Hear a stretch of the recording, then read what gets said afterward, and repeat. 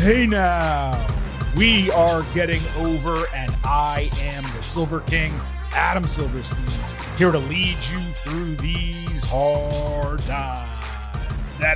With the latest WWE edition of your favorite professional wrestling podcast. That's right, Getting Over is back once again, and we are here not only to break down everything that happened across Monday Night Raw and Friday Night SmackDown this week. At the end of today's show, we will have the latest WWE Saturday Night's main event preview for all of your earholes. As we get into today's show, the first of what is going to be a 4-episode week here at Getting Over, allow the Silver King to remind you that this show is all about Defy. So please, folks, stop being marks for yourselves and go back to being a mark for me. Go back to being marks for the Silver King, for Vintage Chris Vanini, and for the Getting Over Wrestling podcast.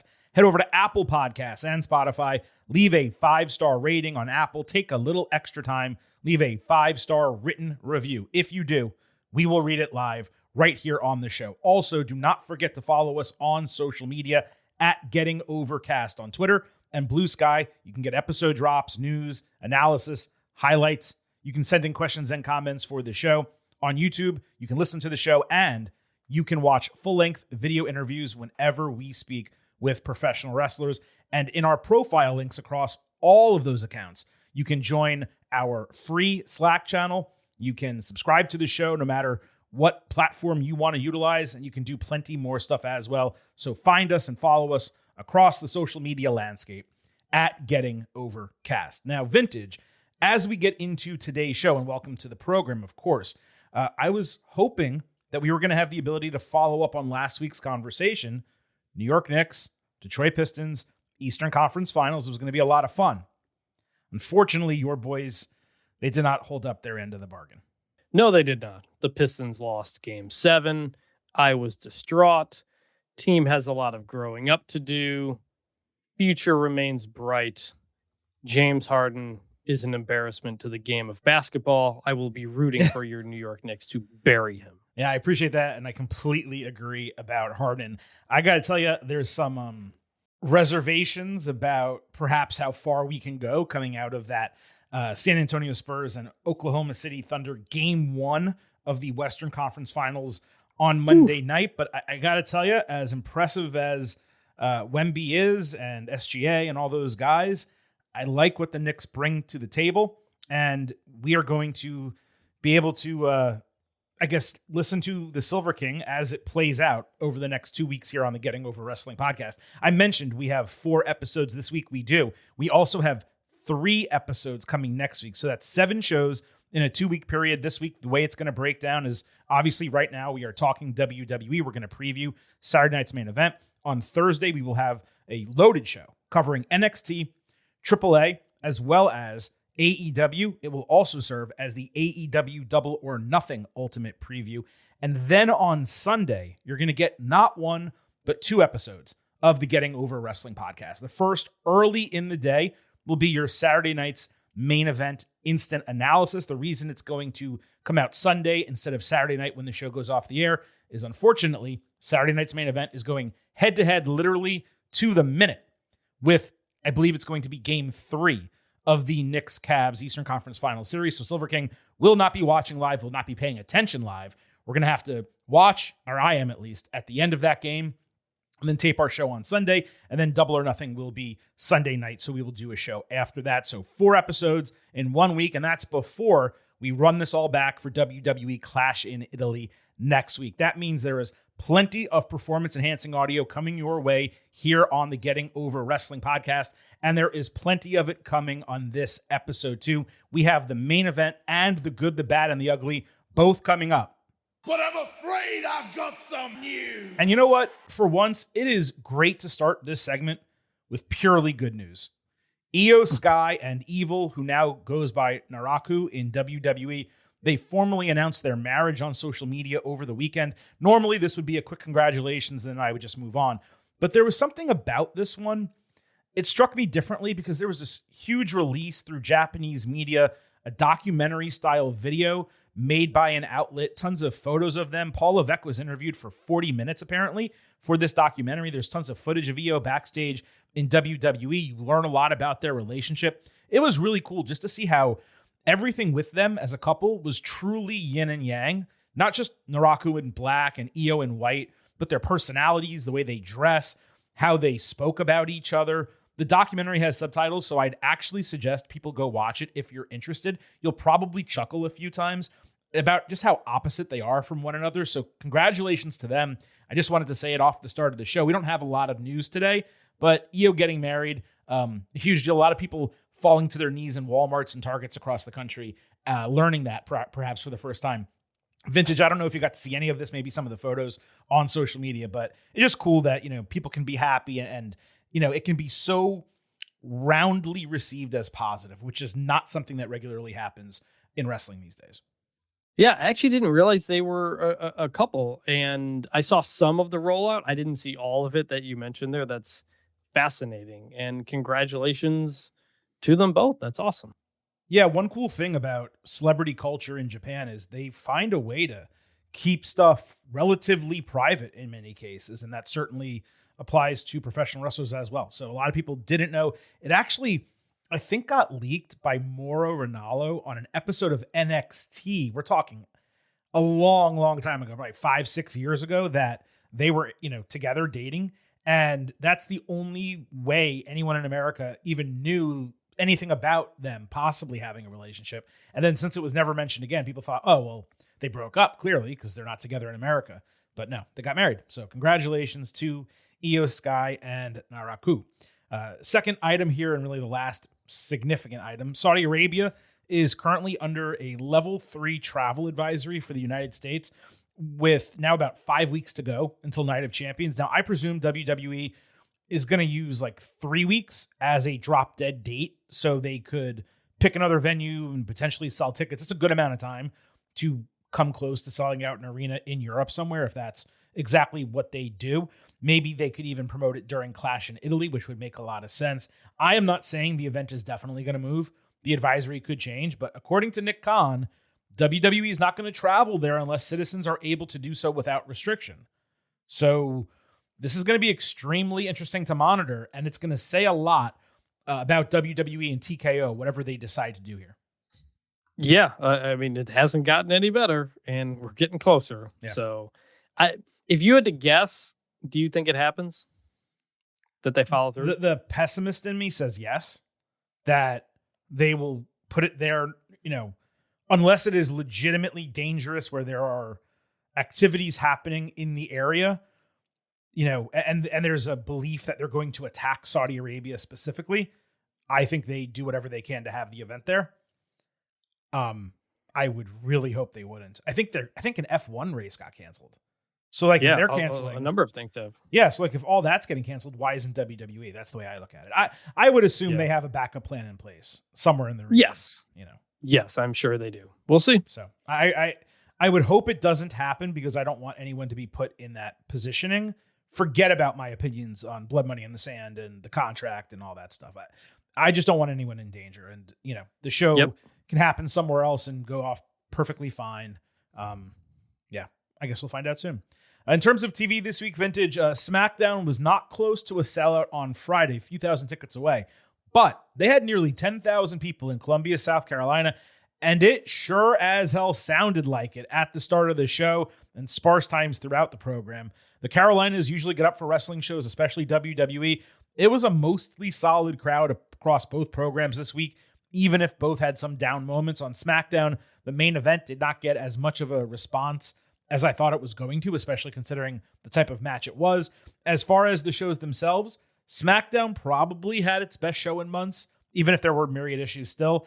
I gotta say the men's singles booking is mighty strong across Raw and SmackDown.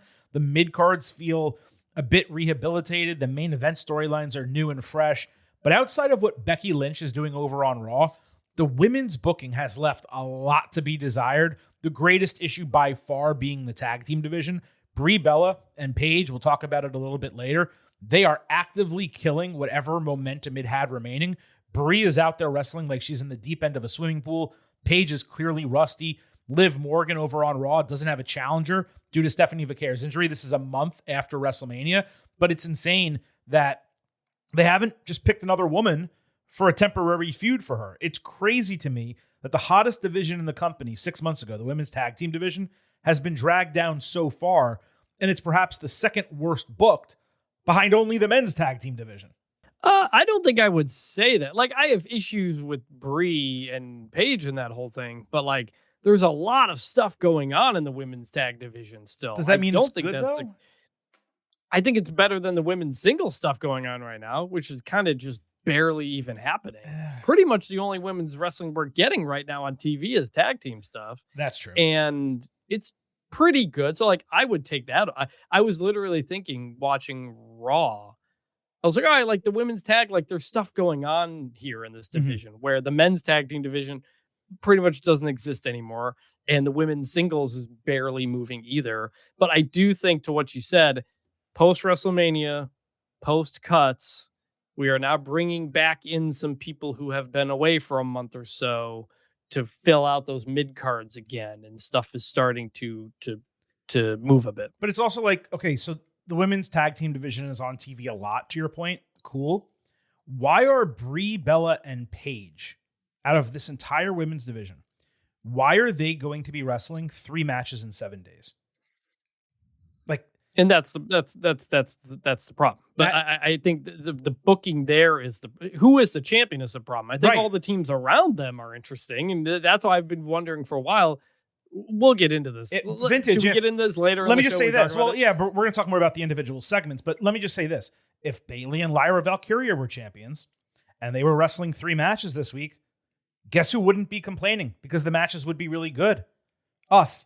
That's the point I'm making. So yes, it's a consequence of who the champion is, but that's the booking. They decided who was going to be champion, and they chose to not have them drop the titles immediately the night after WrestleMania on Raw or the Friday after on SmackDown. They could have taken the titles off of them and moved forward, and now instead we're getting 3 Brie, Bella, and Paige matches in a single week. Yes, I would just say it's nice to have stuff is happening in the division, even if we don't like all of it, and I can't say that about some other divisions. Fair enough. Any general thoughts about Raw and SmackDown in totality this week? Kind of not, medium levels. We're slowly transitioning because we're still a bit away from Clash in Italy.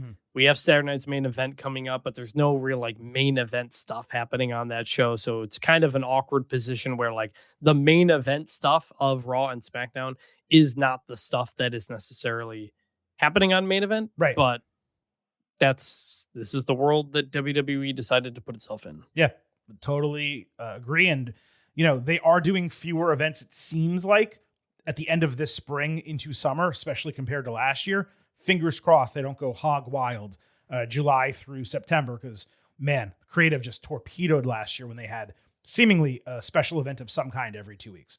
All right, we got a ton of show left. Like I said, we're going to break down everything that happened on Raw and SmackDown. Before we get to that, Silver King does need to remind you here at Getting Over, I happen to love the number 5. and I hope you do as well. For $5 a month or $50 for the entire year, you can become an official Getting Over head. Just visit buymeacoffee.com/gettingover, sign up. You'll get bonus audio, the fastest 5 minutes in professional wrestling, instant reactions to every major show, and exclusive news analysis posts every week. And we do have a brand new subscriber, Tired Eyes Dad. He is a new member. He is signed up for the monthly subscription. We greatly appreciate that, and we acknowledge you.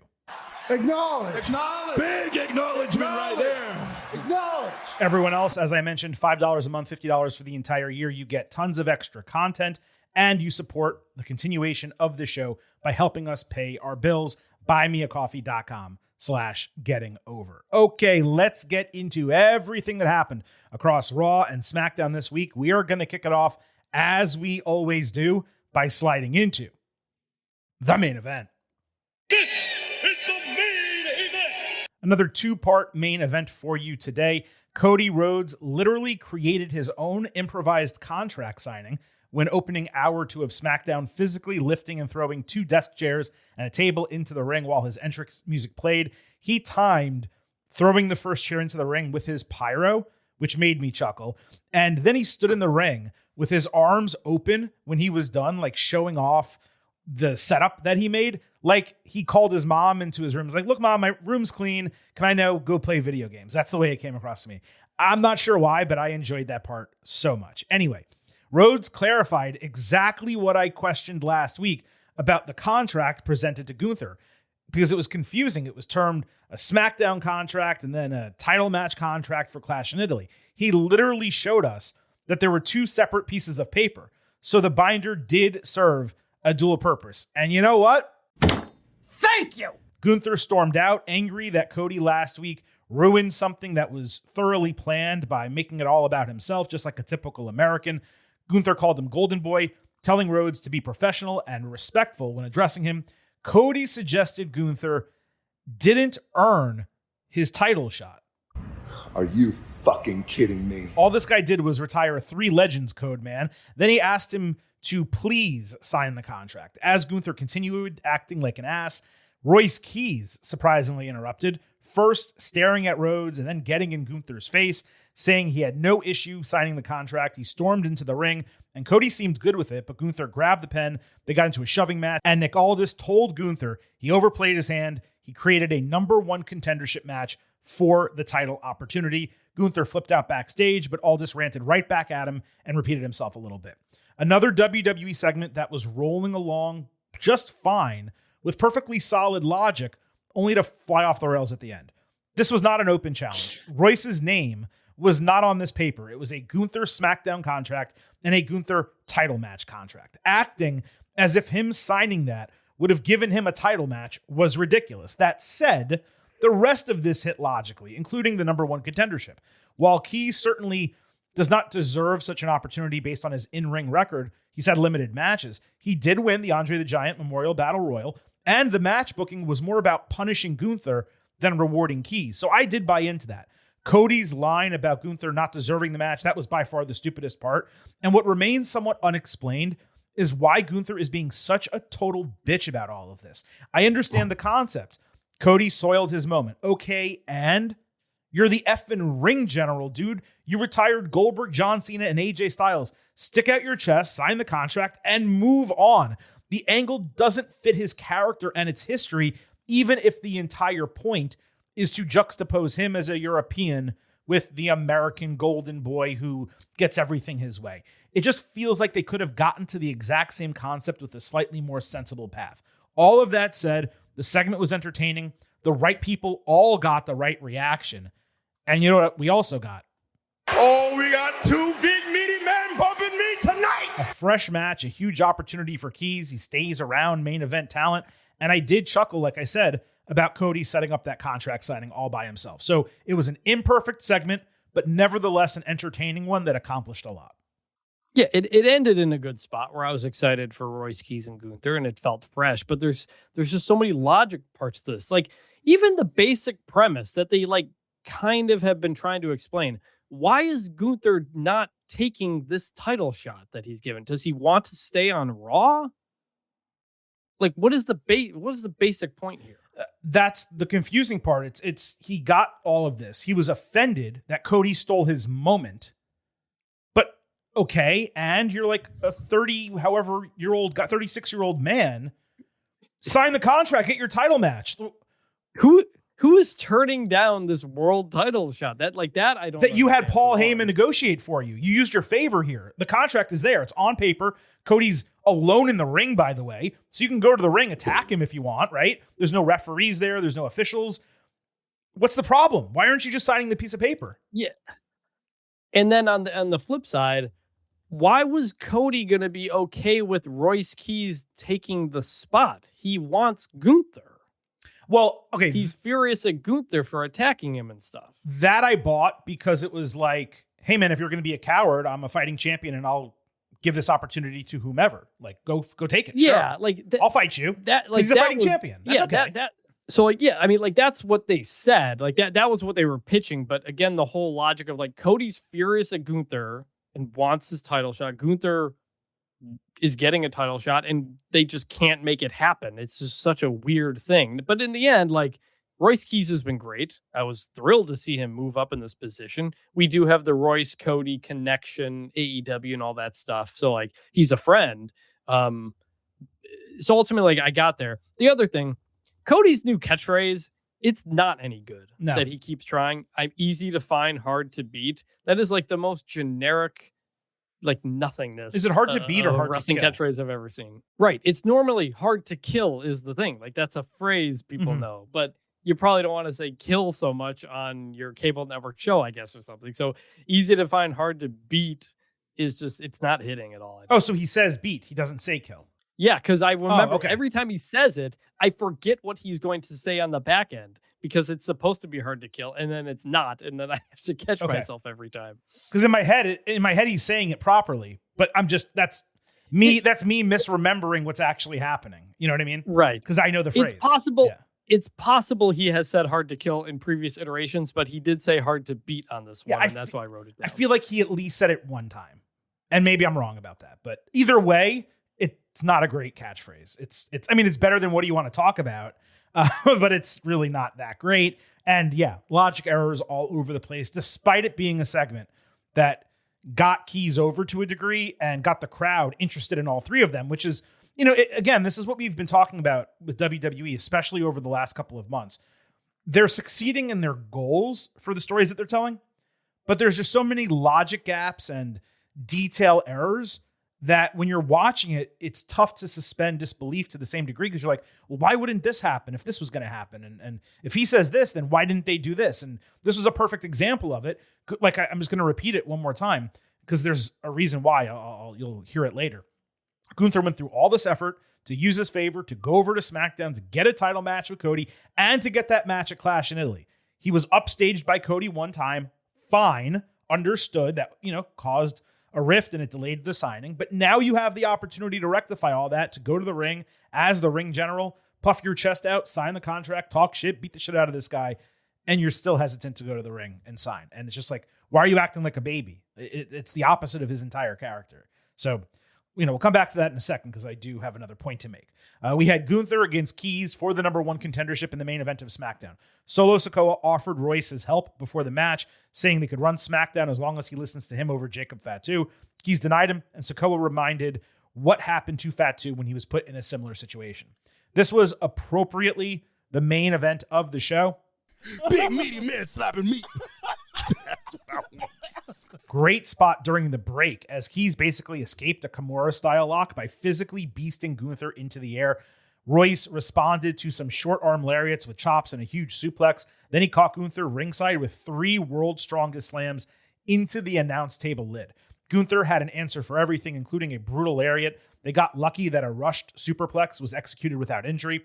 Gunther countered Keys into the sleeper hold, but Sikoa ran in from the crowd, smacking the canvas to basically give Keys a second wind. They traded meat hook lariats, with Royce actually besting Gunther twice. He also escaped the second sleeper, but inadvertently pounced Gunther into the referee. Solo slid a steel chair into the ring. Royce threw it right at his head. That allowed Gunther to hit him with a lariat to both sides of his body, front and back, and then a power bomb stack for the 1-2-3. Cody then caught Gunther after the bell with crossroads. He ended the show on top. Look at that. Gunther won a match via pinfall, and the loser did not look weak at all. What a novel concept. Holy cow. They actually didn't go with a sleeper. Now, sarcasm aside, this was a hell of a meaty match. The crowd really did not do it justice, which was a total shame. Shame. We got haymakers, lariats, power slams, power bombs, slams, chops, pretty much anything and everything you could want from 2 big men with big chests bumping meat. I'm sure Big E was somewhere smiling watching this match. Keys going lariat for lariat with Gunther put him over huge as a formidable superstar in WWE. The finish was a little formulaic, but it was well done to protect him. And Gunther earned what he didn't really need to earn at the end with a huge victory. And best of all, it was refreshing. It was a different match, a fresh, opponent, or fresh matchup, I should say. Excuse me. I don't really know what else there is to say. I loved this. 4 stars A- for the match. 5 slabs of beef. This was the big, meaty match of the year through 4.5 months of 2026. Yeah, I loved every part of this. It was a great match. Guys got to show out. Royce Keys in the main event, a guy who's only had a couple of matches on TV since he joined WWE. Main event of a show against Gunther. And he got to look strong, have a good match, and lose because of some shenanigan type of stuff at the end. Like, this is exactly what I want out of, like, television main events. Like, fresh matchups, Mm-hmm. interesting stories, interesting styles. We don't see Gunther go up against big muscular men very often, and it was great. I loved it. And like you said, we didn't get a sleeper finish. We just got a powerbomb finish. It doesn't mean that it's no different. Like it's no different in terms of what it means for Roy. It's different in that it's impactful and it made a Gunther win feel like a big deal when he got it. So I loved every part of this. He don't want no water. He don't want no bread. All he wants is meat. There's a lot of beef out here. For me, Cody standing strong in the end after all of this was totally fine. And I doubt that's going to be the case over the go-home shows the next 2 weeks. Here's my question for you, Vintage. Is Cody going to get booed in Italy? Because it seems like WWE is about to run an America versus Europe angle, at least based on the way Gunther spoke early during SmackDown. Considering sentiment over there right now, and Gunther almost assuredly receiving a great European response anyway, just because he's more of a local guy comparatively, I'm extremely curious to see what that reaction is going to be like. Yes, that's a good point, because Cody has typically been cheered a lot in Europe, even when leaning into the American stuff. Still gets the cheers. He wore the Union Jack stuff one of the times that they were in England there. But yeah, the sentiment has changed a lot since the last time WWE was really there. And yeah, but they like the Cody Rhodes thing, like that started over there. Like they do love doing that type of stuff. So I'd be very curious. It might be a mix.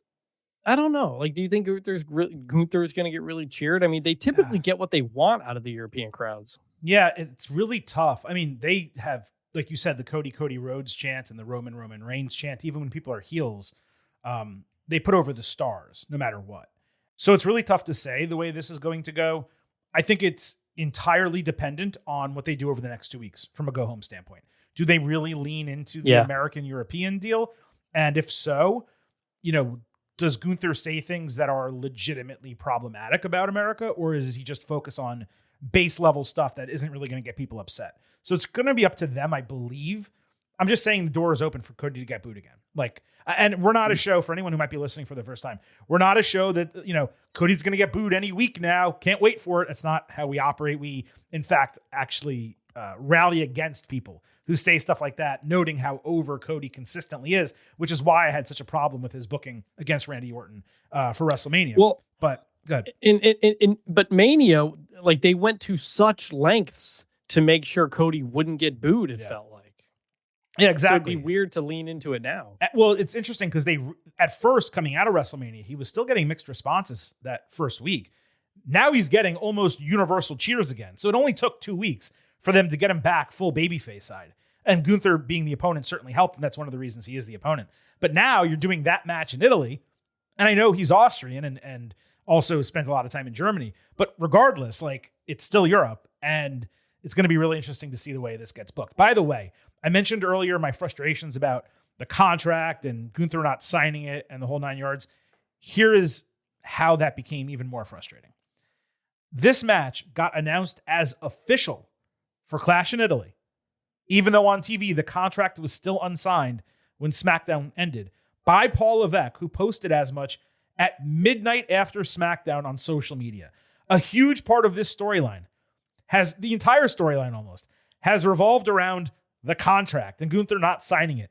Yet they did the signing we had been waiting to see, presumably off air, and then just announced it well after the show ended. You want to do that with a video clip where Pierce brings him the contract while he's all beat up backstage and he signs it and gets angry, and then you give us 30 seconds of a video clip. Okay, I will buy into that. You can do that on social media. But just having Levesque announce the match, it's another missed detail by WWE in a long string of them over the last couple of months. This very topic is something I ranted about last week or the week before, which is how many matches get just announced via social media or just a graphic popping up on the screen during the show. And it's like, guys, that is a moment you should set up for a reaction for the crowd, especially this one when it was half the story. So yeah, to like, I wasn't sure. Like, the show went off the air. I was like, okay, I guess it doesn't matter because it was by accepting this match, he therefore accepted the number one contender stuff. I guess I don't know. And then, yeah, to then follow it up that late, it's like, oh, okay, like just bizarre. It is, especially when we saw the antithesis of this literally 3 days later on Monday Night Raw, which is what we're going to talk about right now. So Roman Reigns opened Raw before the stale arena arrival, gimmick, though his segment did begin by arriving at the arena. He grabbed the World Heavyweight Championship and got admonished by Adam Pearce for not listening to him last week when he said that he should have just let WWE fire Jacob Fatu and moved along with his life. Reigns said he wasn't about to tell Pearce he was right if that's what he wanted. He needed to handle his business and get words with his cousin. Just as they were finishing up, Fatu made his full entrance and dared Reigns to bring his punk ass out to the ring since he wanted to talk anyway. Instead, the Usos responded with Jay foaming at the mouth while carrying a chair and Jimmy trying to calm his brother down. Jimmy tried to make sense of everything. He said, Jacob, in one breath, you said that you would do whatever you needed to take care of your family and give them a better life. And you had the chance to do that by acknowledging the tribal chief after losing to him straight up at Backlash. Jimmy said he was choosing the hardest path possible by not respecting Roman after the loss and putting hands on management, setting him up to be fired, which would land him right back in prison where he didn't want to be. I want to pause here because I'm sitting on my couch listening to Jimmy and I'm nodding my head like, yeah, bro, exactly what you're saying. The dude was making perfect sense. Okay, sure, it would be humbling to acknowledge Reigns in kayfabe, but Fatu's singular goal has been to provide for his family, and his actions literally put him in a position to fail at that mission by losing his job and then going back onto the street where presumably he would wind up back in jail. It was probably the most logical part of this entire storyline since it began after WrestleMania. So Jimmy Uso, thank you. Vintage, did you have the same thought watching this or listening to him? Yeah, I wrote down like Jimmy's making really good points. Yeah. And they had kind of moved past the, Jacob was in jail, that's his story type of thing. But for Jimmy to be like, you want to make sure you don't get back down to that level. I was like, yeah, that's a good approach to it. And I thought Jacob, by the way, here was selling this really good. He did, yeah. Like he was like looking a little uncertain and nervous and almost like struggling to admit that Jimmy was making a good point. Mm-hmm, yeah. And that's what struck me too. It's like Jimmy's making a great point and Jacob seems to be accepting that. And I'm like, oh shit, like this could be pretty interesting the way that this is going. Jacob's like, you're right, but my pride won't allow me to do it because that's what it is now. Like, okay, he lost at Backlash. Yeah, the turnbuckle, came into play, but he lost the match relatively clean. And now, bro, like, yeah, you should maybe not acknowledge him if you don't want to necessarily do that, but you don't do a crazy attack. You don't put hands on management because you're going to lose your job.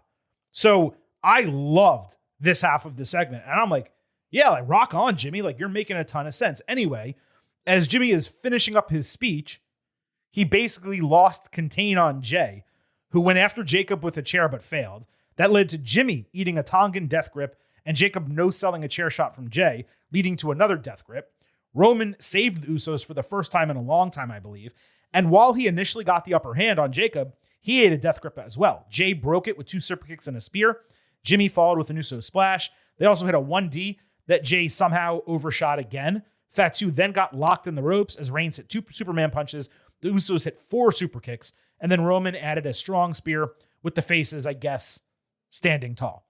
Pearce then confronted Reigns on the stage. Roman nodded at him and told him he could fire Jacob or do whatever else he wanted at this point. Just as Pearce was about to speak and fire him, Fatu grabbed the mic while coughing and wheezing, challenging Roman Reigns to tribal combat. The Usos and Pearce all told Reigns not to do it, but Roman mouthed off mic, I have to. And then he verbally accepted the challenge for Clash in Italy. Commentary sold the importance of the tribal combat stipulation, and Corey Graves specifically pointed out how the loser had to acknowledge the winner. Now, I said I guess a moment ago when calling the Bloodline faces, because man, Fatu came across like a strong baby by taking the attack, yet still rising to his feet and challenging. It's clear they are just on the face and heel sides of tweener because no matter what Jacob does that is heelish, fans still badly want to root for him. And if he's going to win the title, having fan support is going to be important.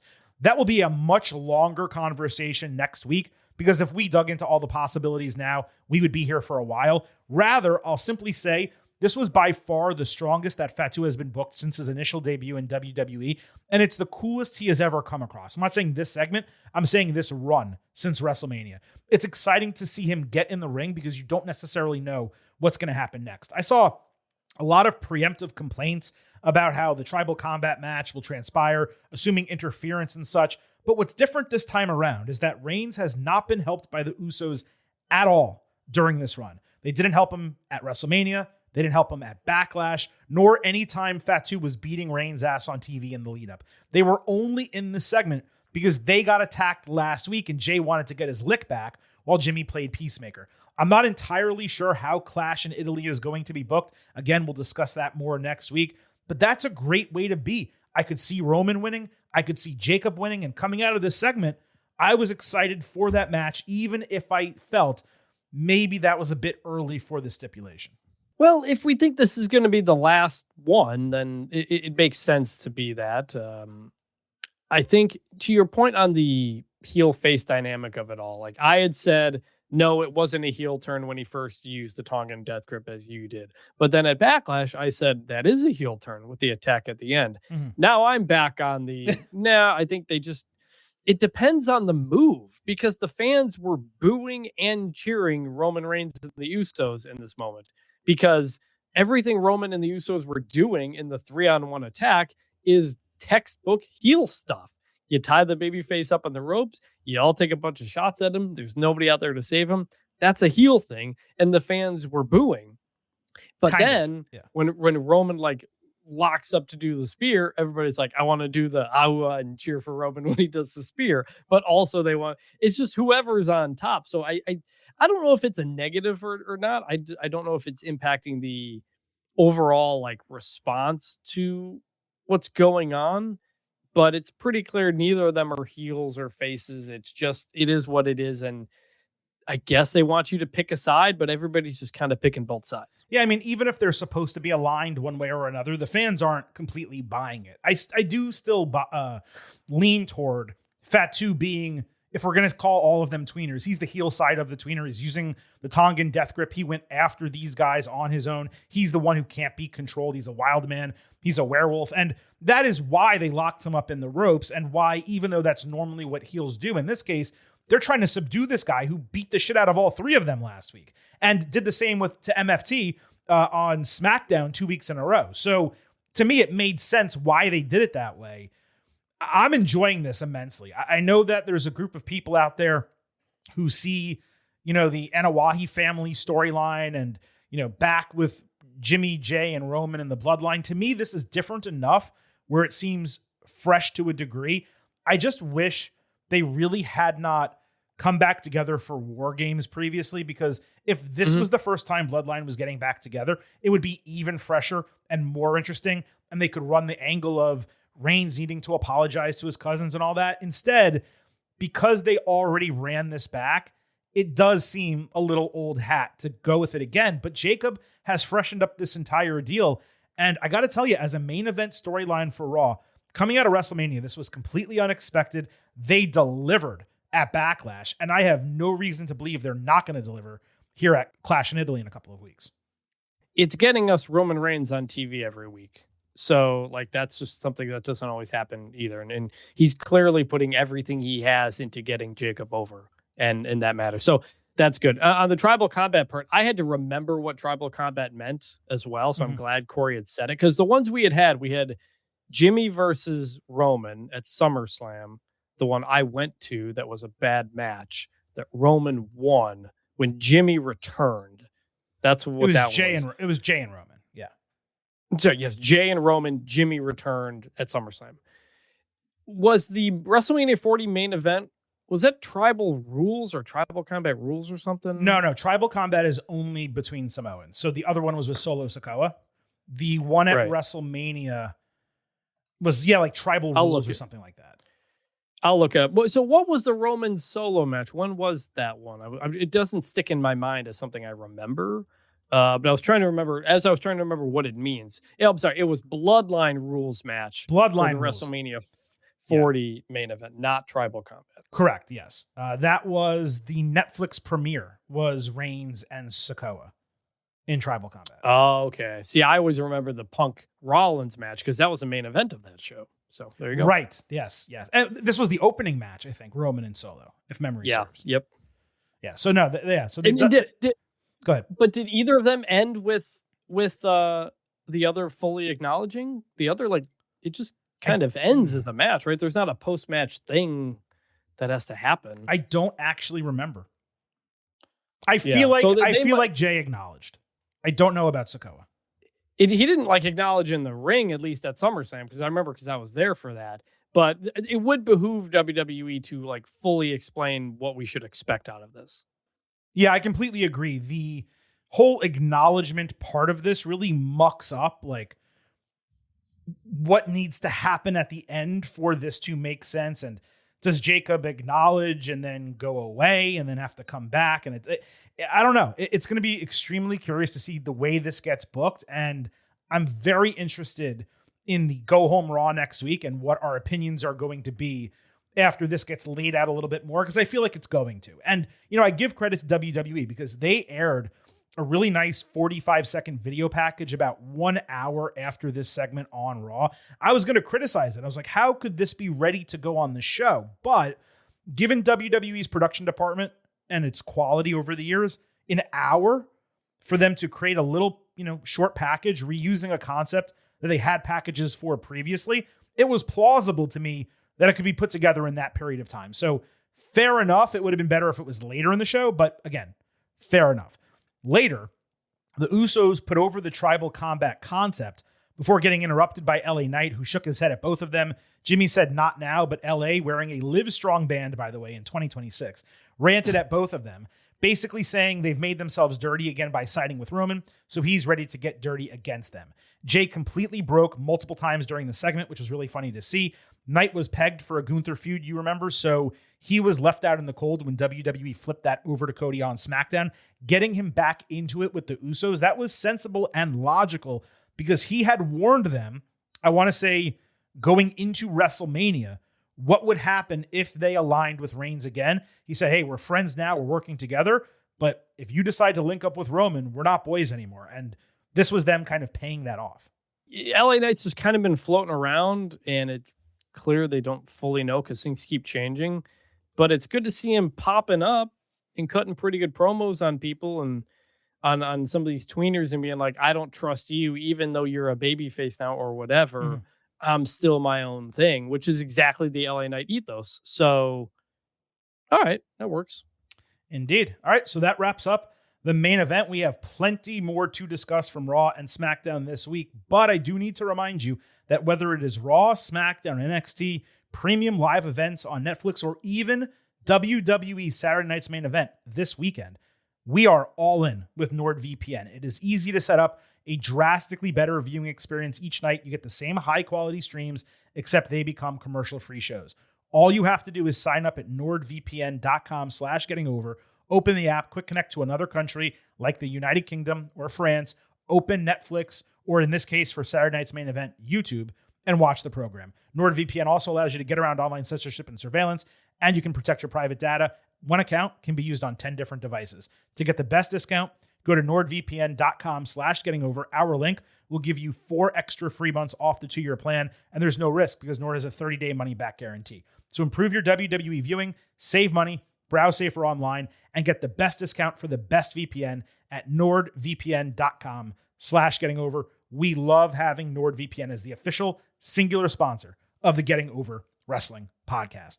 As mentioned, we have a ton still to get to from Raw and SmackDown. Let's not waste any further time diving into it. We'll break it all down as we always do in the good, the bad, and the ugly. Hey, yo. Survey says one more for the good guy. Say hello to the back. Don't sing it. Bring it. Oba Femi was completing his entrance for another open challenge when, out of nowhere, Brock Lesnar attacked him from behind, completely leveled Femi with not 1, 2, or 3, but 4 F5s. The crowd went insane. The only line Lesnar uttered as he was walking back up the ramp was bleeped, so I have no idea what he said. But he had crouched beside Oba, basically flexing his dominance in the finish to the in-ring portion. Pierce later backstage was flummoxed by what happened, considering he had filed retirement paperwork, and everyone believed it was official. He came across Paul Heyman, who said Lesnar was indeed retired, but then he handed Pierce a Clash in Italy contract, saying Lesnar had already signed it, and Pierce should be thankful because he created a situation for the biggest rematch in history at Clash in Italy. What an effing scene, man. First of all, great job by WWE, fully selling Lesnar's kayfabe retirement, not only with what they did at WrestleMania, but subsequently with Heyman's promos, the tribute package, changing the then now forever together introduction, flipping Lesnar's name on the website to the alumni section, everything.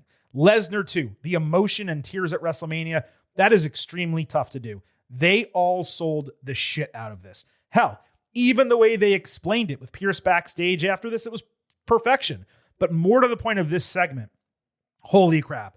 Oba has never been victimized to that degree at any point in his WWE career. But as we mentioned on the lead up to WrestleMania, there was not a single segment in which Brock got the upper hand. Lesnar got embarrassed time and again on the road to WrestleMania, and then at WrestleMania got defeated in 5 or 6 minutes. So it made perfect sense for him to try and get some form of revenge and do it in a blindside attack. Considering how much it took for him to put Femi down, he was actually booked super strong, needing 4 F5s to get laid out. So he still went over despite being attacked and laid out. This is all sensible, and it's relatively basic from a storytelling perspective. And that's not a bad thing. Simple can be great. Lesnar is not the type of athlete to go out like a bitch. Brock just giving up and leaving the way he did was antithetical to his character and personality, which is why it worked so well. It seemed like something he would never do, which made it believable. It also retroactively makes more sense why the WrestleMania match was so short and it ended with so little offense being delivered by Brock. Smart people can disagree whether they want this feud to continue or not, but it's tough to deliver legitimate arena-shaking surprises in 2026, and that is what happened here. Oh! Yes! I love that! Tremendous job by all involved. Good. Yeah, obvious good. I had said there was no way Brock Lesnar was going out that way. The idea that it was a surprise and that people didn't know was always going to be nonsense for a heavily scripted show like WrestleMania. But I didn't think he'd be coming back to do this. Mm-hmm. I thought he'd be coming back for SummerSlam, for Gunther or something. And so instead, we're going back to Oba Femi. So Brock has to get his win back, right? To then set up a rubber match, and maybe that's the thing we do at SummerSlam. I don't know where this goes, but I'm intrigued. This was interesting.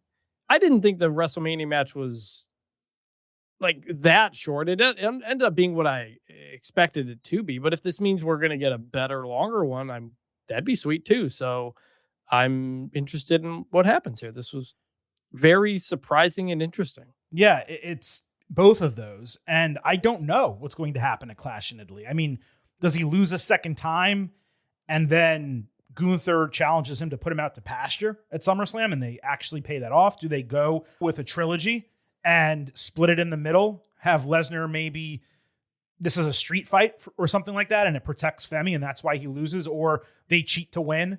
Similar to the way The Undertaker cheated to beat Lesnar and then Lesnar got his win back clean at WrestleMania and ended their feud. I could see something like that happening the opposite. Lesnar cheats to win and then, Femi gets a clean win at SummerSlam and retires him, possibly. As long as it's not a feud built around low blows, like that Undertaker one. Right. But I mean, like, you would think though, if again, we don't know Brock's retiring at SummerSlam or whatever, but the topic of Brock retiring is very much a thing now because of what happened at Mania. And if Brock is going to retire, you would think it has to be Gunther who does it. Is that not the entire point of what he has been doing? So I don't know. Like, I don't know what's going to happen. And that's usually good. Yeah, I don't know. The two ways to do it are basically he gets beat by Oba and he's so down and out that it's like, okay, this has to be it. and Gunther challenges him to it and he has no choice but to accept. Or he beats Oba and they rematch and it is a retirement match. And the gimmick is Femi said, you made me believe I retired you once. Now I want to retire you for real. And that's the stipulation for the third match. And that makes a lot of sense. If they do it that way. And we'll get into it next week. Like the Clash in Italy card is crazy loaded. It's insane. We've got a Cody title match, a Roman title match, and now a Brock match on top of that. And a Rhea title match. Your biggest stars all on the show. So it's not like, it's also possible Gunther loses to Cody to open up the show, then interferes in the Oba Brock part 2 and like gets himself involved there. I don't know. Like a whole world of possibilities now. There are. And as you mentioned, we will discuss it in greater detail next week in the WWE Clash in Italy Ultimate Preview. By the way, it is not lost on me that Lesnar didn't return until Kairi Sane was released. Not a coincidence at all. Brock has never wanted that smoke. Let's be clear about that. Seth Rollins backstage realized he's without allies or momentum, but he nevertheless has no choice other than putting an end to the Vision. He was ready to meet them head on and decided not to waste any time. He wanted to wrestle his first TV match in 9 months, a challenge he made against any Vision member who wants to meet him in the ring. Rollins said he'd like to see Braun Breaker answer the challenge, considering he believes he's ready and thinks he can beat him on his own. Seth questioned Braun's potential, wondering if he's just a Nepo baby athlete or what he claims to be. Breaker backstage demanded that Heyman make the match coming off Rollins' promo. Heyman denied, saying it would be Austin Theory fighting, which got him and Logan Paul gassed up. Braun asked for the room. He questioned Paul's decision. So Heyman pointed out that Rollins fighting someone else would leave him prone to attack, and Breaker can decide exactly how he wants that to play out. It was the right match. It also harkens back to pandemic-era WWE, a fun or depressing reminder, depending how you want to see it. Rollins' promo hit particularly well for me because it was completely different for him from an atmosphere perspective. I cannot remember the last time he has cut a dressed-down promo backstage as opposed to dressed up, head to toe in whatever outfit in the middle of the ring, doing his normal visionary routine. There was no expectation Breaker would answer the challenge, obviously. I assumed it would be Theory because, I've been watching wrestling for 3 decades, and I'm glad Theory has been given the chance to show a little bit more personality of late, too. Getting a Rollins main event out of nowhere was also positive. So the setup for this, I gave it a good. Yeah, good. Just like you, the most interesting thing was Seth kind of dressed normal and talking. I was like, oh, this is like very different to the point it grabs your attention. So interesting, pretty hot. So it worked. And a good, obviously.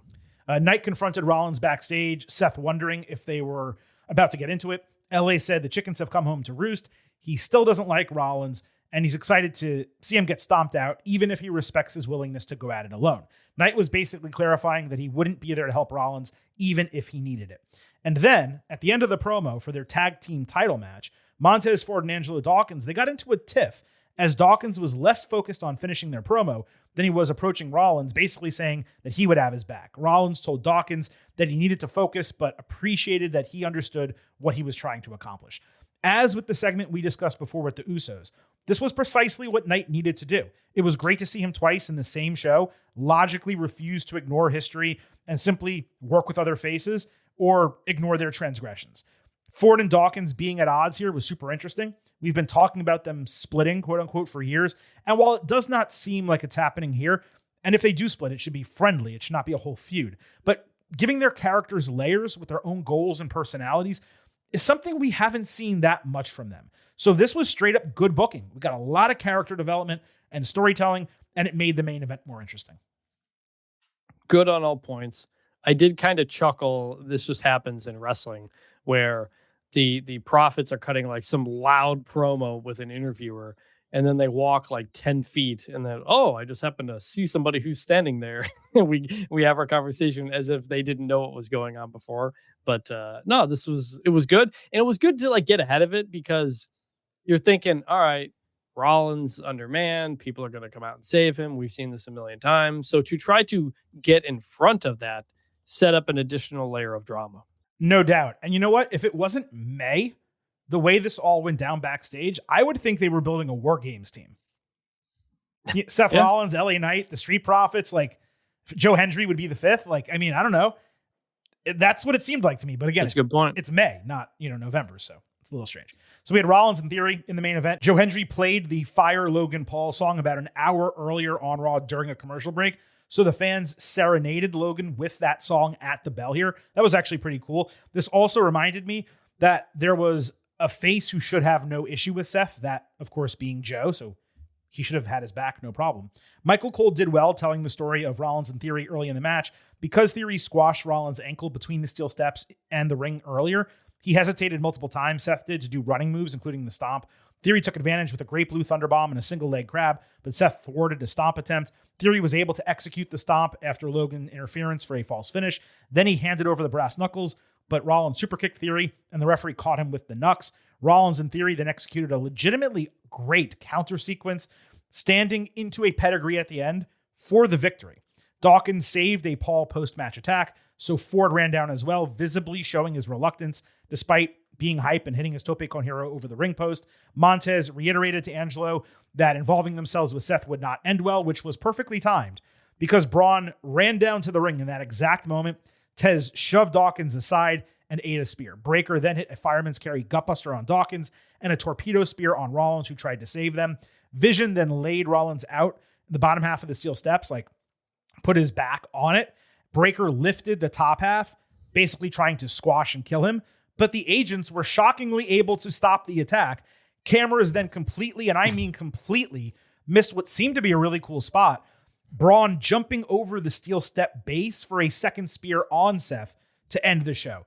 There's a swath of fans who feel like the Vision stuff is repetitive each week, and I'm not going to tell you that you're wrong if you fall into that camp, though it does seem to be selective annoyance considering there are plenty of storylines in wrestling that last a long time, especially when there's hiccups. People get injured and they need to kind of come back into the whole situation again. What I appreciated about the storyline this week, and this segment in particular, is how it not only advanced the storyline, but multiple characters as well. And in terms of the match itself, I loved the unique finish and the fact that a pedigree beat the fourth guy on the Vision when Rollins was selling an ankle, which negated his ability to use the stomp throughout the entire match. A lot of people would still hit their finisher anyway. Instead, he did something else. So there was a lot of momentum behind that roll through at the end.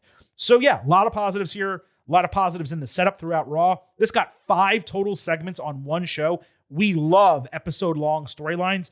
And the main event gets a BB+, 3.5, 3.75 stars right in the middle there, and a third good on the night. And I think you may have missed one of the best parts of this whole thing too, is that Austin Theory got his theme played on his intro. He did. The good theme. It wasn't the Logan Paul theme or the Vision theme. He got his Linkin Park style theme that we've only heard 3 times on the show since they debuted it. It's great. The music guys deserve credit for it. So it was mid playing as we came back from commercial, but still glad we got to hear it. Mm-hmm. Match played out kind of as you would expect ultimately with all the interference at the end. But the roll up into the pedigree was so cool. That was just it could have just been a regular pedigree, but they decided to put a little bit more into it that made it a cooler finish even than just a pedigree. But yeah, you don't have to win the match with your one move every time. A pedigree, which Seth has won big matches with before, should get some pins sometimes. And in theory, he's a perfectly fine guy to do it to. So I thought this was really good stuff from everybody involved. The tag team division continues to just be non-existent by, doing this, but good storyline from the beginning of the show to the end of the show. I like episodes of WWE TV that are like that. Jade Cargill opened hour 3 of SmackDown saying everyone in WWE wants to act big and bad when she's not around, but pressure busts pipes and she's getting her rematch, taking back the title at Clash in Italy. And of course, I'm that bitch. Oh, she also said it gets real quiet when she enters the arena, which I think you may have something here. Yeah, Jade, that's a problem that the fans get quiet when you pick up a mic. They don't care. Charlotte Flair and Alexa Bliss interrupted ahead of a scheduled match with the baddies who still don't have a team or group name, although they do refer to them as baddies, which again is a gimmick from another company. Flair said they're dancing around one another and have been for a couple of years, but she's ready to dance. Cargill asked where Rhea Ripley was hiding. Bliss shot back about her backup basically being worthless. This was awful. Jade comes out and declares a title rematch like she's still in the other company, says absolutely nothing otherwise, totally one note with her same shitty closing line. Flair and Bliss were better this week, especially since Alexa was allowed to speak, but they hardly said anything. The Jade Cargill experiment It's nearly run its course, at least at the top of the division, I'm afraid. Now, to be fair, despite this being pathetic creative, it was somehow more build than the AEW women's title match that we criticized on last Thursday's show. But being not as bad in comparison does not suddenly make your booking good. Quite the opposite, as I expect way more from this women's division, even the struggling SmackDown side. And the title match wasn't even confirmed by commentary or mentioned again. It was mentioned and then completely forgotten, which I suppose means a contract signing next week to make it official or something like that this week. I mean, this Friday. So yeah, no part of this hit. And straight up, I found it to be ugly. 0.0. 0.0, Mr. Blutarski. Yeah, I'm going to go ugly as well because I got so confused on so many parts. I was like, wait, there's a title match happening? Why is this happening? Where did this come from? And then with the way Jade had said it, it made me think it was official. Right. But like you said, we never came back to it. There was no like Rhea wasn't even there. There wasn't like it's happening or nothing. So it was just a very weird setup. I said going into WrestleMania, I was like, this is going to be the kind of final test of Jade, whether or not she's kind of a main event person or not. And we came out of that saying one of the best matches she's ever had in WWE. Her best and that match it actually in her career. Yeah, and that it did deliver. But then we've gone into this 6-woman stuff instead. And it's just like nothing's happened with her since then. I thought there would be more story, and now we're, not that far away from Italy. So like, it's not like they told much of a story to get back to it. So she's right back where she was, where it's like, I don't know if this is working. Right. Except now she's a challenger and she might get beat again. And then what? Is she dead after that? Like, does she change brands? Because what else does she do? That's the frustrating part. So we had Charlexa against Meechin and B-Fab. Flair trash talked, crotch chopped, and flexed on Cargill while beating up her girls. So Jade distracted to flip the momentum. B-Fab rolled up Charlotte, grabbing her tights so deep that we saw her ass crack. This is for crap! Protect your girl there, B. Bliss tagged in blind for Sister Abigail, but Jade pulled her out of the ring with a punch for the DQ.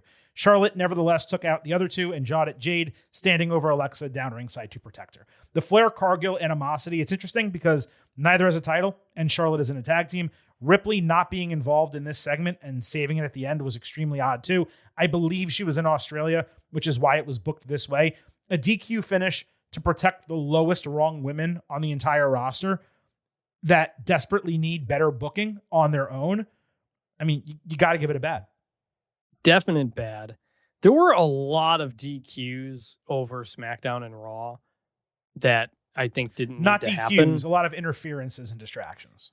Interferences in a way that didn't happen. But this one, especially with the DQ, it was like, guys, if there's anybody who can take the loss, it's here. You can't let Charlotte and Alexa have a win. Like, even if they're going to win the 6-woman, like, what was the point of the interference? It's just, yeah. I'm going to go ugly. I'm going to say bad because the wrestling itself was fine, but the finish was so annoying. That is one big pile of shit. Trick Williams appropriately opened SmackDown in Columbia, South Carolina, home of his Gamecocks. He put over the state and town, providing backstory for the Lemon Pepper Steppers before The Miz interrupted to talk shit about everyone and everything. Lil Yachty razzed him about Danhausen's curse. Kit Wilson then ran slam poetry, which was not advisable against Yachty, who brought back the tiny balls gimmick. Miz challenged. Wilson ate a Trick slap for mentioning his mama. The crowd was white hot for Trick here. He was awesome in this opening promo. This probably would have been better without getting into the promo battle portion with Wilson and Yachty. Those 3 minutes could have been spent elsewhere on the show, but it's tough to start better than this using a mid-card act, and Williams looked like $1 million. This was like The Rock when he goes to Miami, in that you could feel the kinship of everyone involved and how much legitimate support he had from the crowd, beside the fact that he's a super overperformer. Good. Definite good. It felt a lot like when Bianca Belair goes back to Knoxville and they lean into the Tennessee of it all. Similar. And I say this in part to do cheap plug. Listen to my interview with Trick Williams on my Bunch Formation podcast, where we talk a lot about his time at South Carolina, how he got there, his playing career and stuff like that. But I say that because He was also on Stephanie McMahon's podcast recently, talking about a lot of the same things he talked about with me. And anytime WWE does one of these podcasts, I think, there's a reason for that. There's something coming, and that's why. So if you had listened to Stephanie's podcast that they promote, you will know Trick's backstory at South Carolina, which plays into what they got here. I thought the promo from Trick was great, throwing kind of Trick into all the different words and the stuff around. For a place like Columbia, South Carolina, where I don't know that they go that often.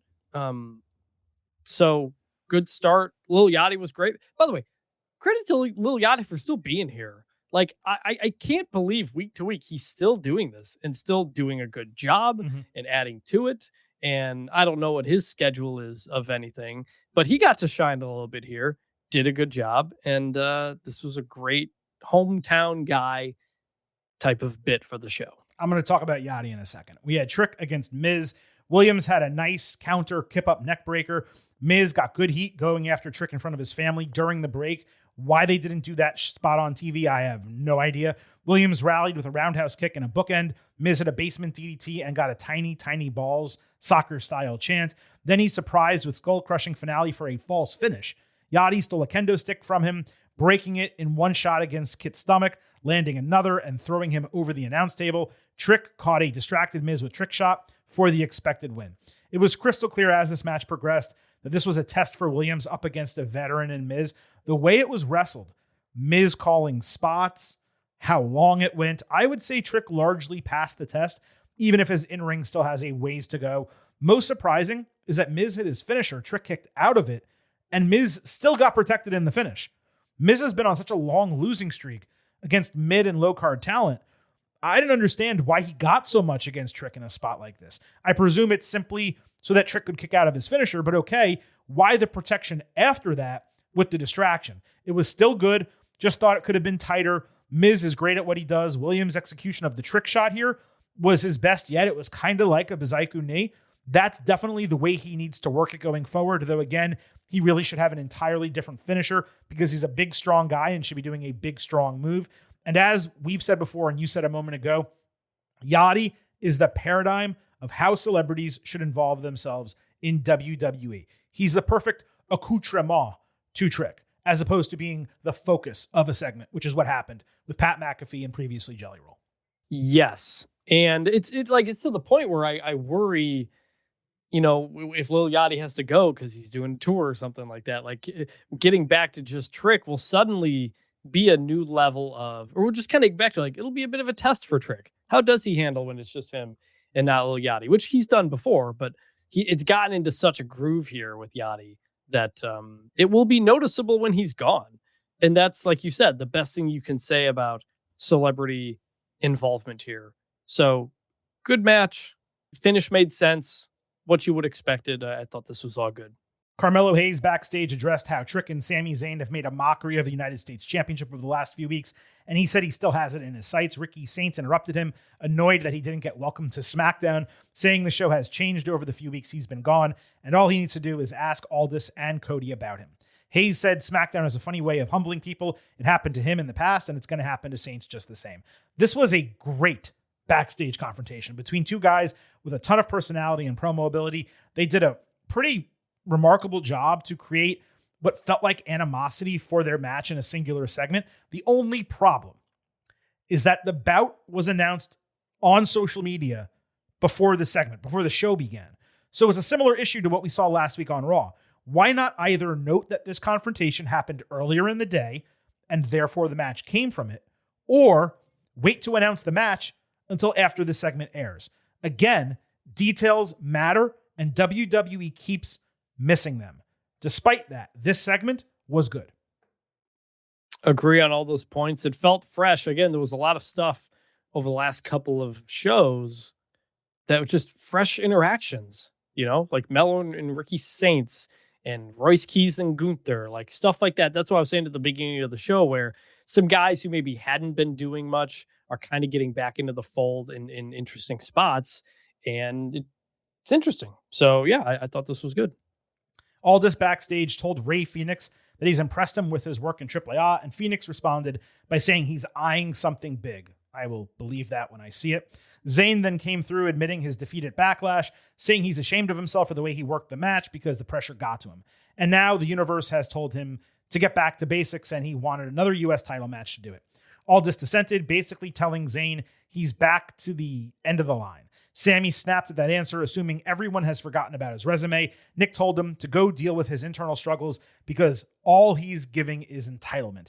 Zayn snapped further, so Phoenix tried to calm him down, wondering what happened to his friend. Another successful mid-card segment. This division, it really feels like it's filling out for the first time. It would be nice if Phoenix was allowed to become a more prominent person on this brand or get moved over to Raw, if not. But he was a nice foil for Sammy here. What worked most of this was Aldis keeping Zayn in his place and not buying his bullshit. Another title match without earning it would have been patently ridiculous, but at the same time, that should send him off the deep end even further.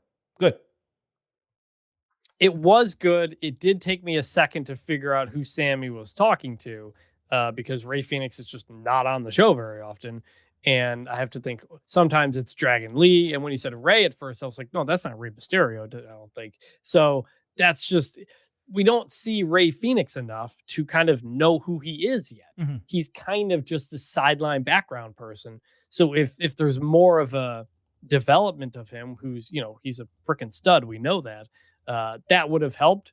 But yes, Sammy wanting this, Sammy being told no, that all made sense. Give it a like good. So then we got to Hayes against Saints. This happened about an hour after the backstage segment. Even more reason it should have been handled as I suggested. Melo hit a springboard leg drop and huge tope somersault into the break, followed by a frog splash. Out of it, fans chanted for Melo before Ricky picked him up for a nasty driver that nearly hurt Hayes. Despite coming back from commercial, an effing 15-second movie trailer ran about a minute later during the match. Not sure how it looked on screen as I watched Netflix, but holy shit, that was ridiculous. Melo kept the pressure on with a springboard lariat and La Mystica. It was nice to hear dual chants at this point, actually chanting for Melo and Ricky. Hayes avoided the Revolution DDT and hit first 48. Not sure if this was a slip, an improv, or the plan, maybe 50% of each. Ricky avoided nothing but net, immediately catching Melo for the Revolution DDT for a surprise 2.9 false finish. They again slipped on what was supposed to be a Rochambeau counter. Saints tried putting Hayes in a roll-up and got his feet all the way up on the top rope. So the referee caught him. When Melo reversed it, he got his feet on the bottom rope just before 3 to get a little extra leverage and the win. Great match, soiled by a couple surprising late miscues from 2 real strong workers. It was important that Melo won coming back from a month off after getting screwed out of the United States Championship. I was worried that he would return to having lost momentum and fan support. That was not the case at all. The crowd was still firmly behind him, so much so that they similarly appreciated Ricky's work, really for the first time. He got his best reaction both for the wrestling portion and the heel antics that he's received in 3 weeks on the main roster. So overall, a successful segment for both guys. Melo got some juice back. I really wish they did not do a roll-up finish. I think there were 2 on this show alone and maybe 3 in WWE this week, and maybe it was only 2. This was moving toward a B+. Ultimately, because of everything I just described, it was a B match in the end. Still, though, it was good. Yeah, it was good. I didn't love the finish for the reasons that you said. Someone does the ropes, like Ricky Saints being so blatant with it with the top rope and stuff like that. And the babyface does it. I'm never a huge fan of that, but everything else is pretty good. So I'm right there with you. Good. Now we need to wait and see what the hell happens with Ilya Dragunov, who was the lone guy off TV on SmackDown who has yet to return. Maybe he's going to get moved over to Raw and away from Gunther to keep them separate. Maybe he operates as a team with Melo soon. Either way, we need this guy back on television. I don't know what the hell's happening with him. Sammy continued to complain later backstage to a comatose Johnny Gargano, saying WWE is not what it used to be, and all that used to matter was being a great wrestler because the cream always rose to the top. That is not true. Zayn said people are entitled now when Candice LeRae came through, saying she should be entitled to a husband who doesn't just lay around all the time. When she left, Sammy made a remark about their home life probably being rough, saying they needed to block out the noise and not let anyone take away what makes them great. Johnny looked up at Sammy as he walked away. It is time to shit or get off the pot with this Gargano storyline. I know plans changed after Motor City Machine Guns got released, but we're going on at least 2 months of this. I'll give it a good because I'm enjoying Sammy's descent into madness. Part of me wonders whether they wind up a successful tag team maybe coming out of this. You never know. And I did enjoy the segment top to bottom, but there does need to be movement with Gargano. Yeah, I'm going to give it a bad because I'm in the same place with you. It's what is the point now? I've forgotten why he's even doing that. Is it from when Ciampa left? No, he's doing it beforehand. He losing all the time and not being good and just failing at his job in life. And he's depressed. That's pretty much what it is. Yeah, that is. It's been so long that I've now forgotten that. But so yeah, I do something with this now. Like we're past Mania. The roster's smaller. You're still here. Let's do something. Yeah, I mean, look, it gets over, right? Like the fans like it. They laugh along. And it's working they like for it me. for a second. Like when you pan and he's there, you go, oh, haha. But then, like, what is it other than That's the thing. You have to deliver this is what it's going to be. And they haven't yet done that, obviously. Finn, I'm okay. They can take this through Clash in Italy because that's only 2 weeks and they're not going to start something fresh. But in June, they need to get to resolving whatever this is with Gargano. That's the limit I'm going to put. Like Gargano coming out of this because he's annoyed by Sami Zayn. Like would be a good way to they fight. He beats him in a match. Sammy continues going down. The Johnny wrestling character spurns on from that. He starts having great matches with people on the brand and works his way up into the mid card. That's the way it should go in theory, but we're gonna have to see. Finn Balor fought JD McDonough in a street fight. Now, best I could tell, this was not promoted for Raw, despite being an ongoing storyline and a clear leveling up of a feud. I have no clue why WWE would not advertise this match ahead of time. Unfortunately, despite WWE largely going away from endless rematches under Paul Levesque, this was their third time fighting in a month. Fortunately, it was easily the best of their matches and hopefully a feud ender. They immediately went into the crowd with McDonough hitting a moonsault off the equivalent of 2 stacked road cases. Balor wore him out with a kendo stick during the break, but JD wrapped a camera wire around his ankle to trip him on the apron, adding a Uranagi into a steel chair and a standing moonsault. McDonough took a shotgun dropkick through a leaning table, avoided coup de grace, coming back with a Bazaiku knee, powerbomb stack, and third moonsault. He drew his first JD sucks chance since NXT, which was cool. Dominic Mysterio ran in to break up a coup de grace attempt, allowing JD to capitalize with a superplex through a table. They used garbage cans on Finn, who reversed a 619 by putting JD in his place. Dom hit him. Then he hit Dom in the head with a garbage can, placed another around JD for a shotgun dropkick into the corner and a coup de grace into the can to win the rubber match clean. As I said, easily the best of their trilogy, which was not hard. The first match was like 6 minutes. The second one was a cheating win for JD in 11. Now that Balor has taken care of the only 2 men in Judgment Day and beaten both of them in street fights, this feud should be over. I highly doubt that's the case just because we have the Roxanne Perez factor, but a man can hope. This was a classic showcase match for JD as evidenced by his work, commentary, the subsequent fan reaction. Finn Balor is over. This has worked. Okay, I'm not going to suggest he's going to win this or do that, but he is completely over with these fans as a babyface, and they need to take advantage of it. I would love to see him at a minimum have a mid-card title by SummerSlam.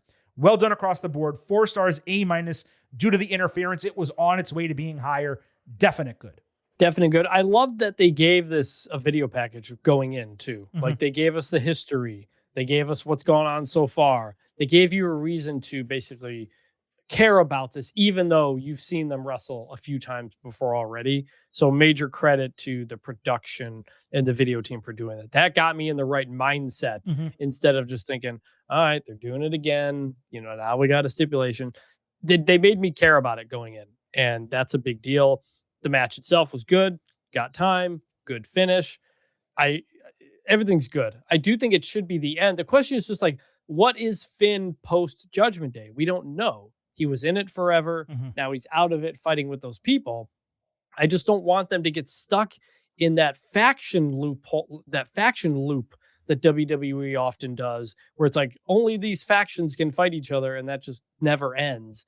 I don't want it to be Finn can only just ever fight Judgment Day people. Like we need to move on here, but I don't know. Right. Like I don't want, he gets a title match against Penta, Judgment Day interferes and costs him. So then he and Penta team up against Judgment Day. And, you know, it just continues. They got to figure out a way for him to do something different now. And even if you want to bring him back in for when Roxanne Perez leaves the group, if that does happen, at least give us a break. Give us a month or 2 where he's doing something else and then go back to that. During the match, Michael Cole dropped his really annoying signature line, "What a maneuver," which I was ready to clip for our soundboard. I just thought it'd be fun to have. However, after the match, Cole revealed that he planted the phrase as part of some type of DoorDash promotion integration. So F that. Block at 0. Also, since I have nowhere else to say this, I know not every wrestler can be on TV every week, but not having Javon Evans on this show while mentioning during the broadcast that it was in his hometown was absolutely ridiculous. I could not understand that at all. Sol Ruca backstage was stoked about her performances against two of the best WWE has to offer at this early juncture in her career, even though she has yet to win a match. Becky Lynch interrupted her, saying she hasn't faced the best since they haven't fought, and with an 0-2 record, she's clearly bitten off more than she can chew. Sol said Becky actually made a good point for once and left. Lynch was surprised, saying this generation is soft that gives up too easily, only for Ruca's music to hit for an in-ring call-out. Sol said she's great at proving people wrong, but after Becky gassed up the challenge for the fans, she denied the challenge. Ruca interrupted Lynch's GOAT line, so Becky literally paused and started over, which was quite funny. Becky talked about all the women who have stepped up to her and fallen by the wayside, saying Sol needed to think long and hard about this challenge because she's not just a star maker, but a star breaker. If she ultimately wanted it, they could battle at Saturday night's main event. Ruca said she'd snatch Lynch's soul and her title, thinking she's working in another promotion, but Becky immediately cut that off, saying she's done absolutely nothing to deserve a championship match. The prize is just being able to fight her. The whole start, backstage, finish in the ring gimmick, that to me was unnecessarily convoluted, and Ruca remains quite robotic as a promo, but she held up relatively well going toe-to-toe with Lynch, even if she shouldn't be on the main roster right now. And Becky was a master during this, both from a storytelling and a logic standpoint. She is so good at getting her opponents over and making things make sense. I might have blown a stack if Sol got a title match after not only being 0-2, but addressing it on screen literally minutes earlier. So I'm glad that was clarified. This is quite a 1-2-3 punch for Sol, beginning her main roster career against Liv Morgan, Io Sky, and now Becky. Talk about getting featured. This segment, though, definite good. It wasn't good because of how it ended, like you said. Non-title, all that stuff, okay. And it was a creative way to do it a little bit differently. Just try something a little bit different. With Sol on the mic, I think the biggest issue is she doesn't project when she's talking. Mm-hmm. She's just kind of talking. And that was the same issue that Ronda Rousey had when she would get on the mic. She would just talk as if she was having a conversation. You can't cut a wrestling promo like that. And it was plainly obvious when you're face to face with Becky, who is doing that, who is yelling and projecting when she talks instead of just talking like this on the microphone. So it's a little thing that can be fixed. I think you would think could be fixed pretty easily. So, we'll talk more about kind of the Sol Ruca of it all, maybe coming out of Saturday night's main event, but it's been a very, very strange start to her run here compared to a lot of the other call-ups. But I think I'll have a better feel for her coming out of Saturday night's main event. Maybe that's when we have that conversation. Yeah, for sure. I mean, the answer is she shouldn't be there yet, but yeah, we can have that conversation. Also, the point about projecting, totally true. Not just Ronda Rousey, though, just to be clear. Liv Morgan had the same issue. Look at a Liv Morgan promo 5 years ago. Rhea Ripley, she's still not a great promo, but she never projected initially. Now that she's starting to do it, it's at least believable. You buy her, the things that she's saying. It's an issue that a lot of wrestlers do have. And it's why, among the other reasons, I felt Sol needed another 6 months to a year in NXT. I just felt like she needed to work on her promo and character. And they called her up because she's exciting and athletic and good looking. And, they wanted someone like that on the main roster. But talking about ready for prime time, I don't believe she's ready for prime time. And it's going to take a little bit for her to get acclimated. Blake Monroe got her fourth vignette, this time in her closet, thumbing through her wardrobe to find a little black dress. Second week in a row with fresh content and a better overall disposition. The graphic still said coming soon and not next week, which is ridiculous. She also beat Jordan Grace in a dark match before the show. Grace just came back from an ankle injury. Hopefully she's going to get used now, but are they really going to wait until after Clash in Italy to put Blake on TV? And at this point, should Jordan even be on SmackDown? Should both of them perhaps be on Raw? These are questions that I really need them to answer based on usage. As I said last week, Blake feels to me like she's on the wrong show.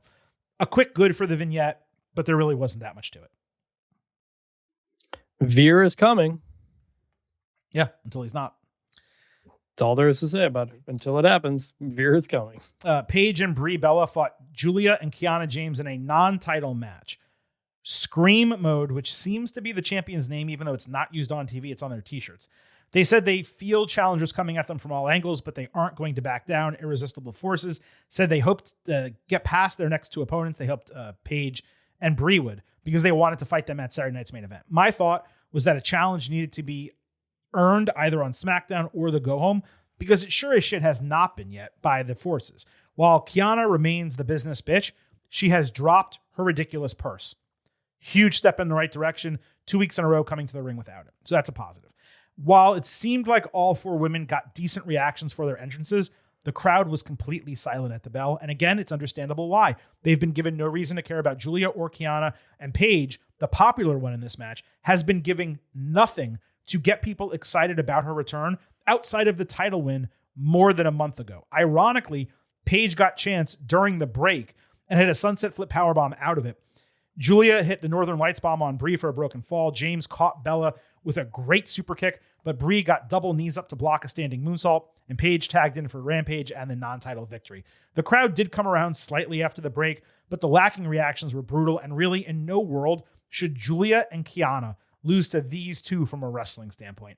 They're obviously running a breakup storyline with Julia and Kiana, so it's understandable, but this was more frustrating than anything else. Paige and Brie, they are wrestling an entirely different style than the rest of the women's division, one that is nearly 10 to 15 years old. The titles need to come off them as soon as possible. It is dragging down an already struggling SmackDown side and progressing those issues onto Raw, as we're going to talk about in a moment. Bad, even if it was not offensive booking. Yeah, I mean, like Brie, especially, is the obvious weak point here in the ring. It's just like they're running a nostalgia act in front of a crowd that doesn't really probably remember them very much. Also, doesn't know why they're friends.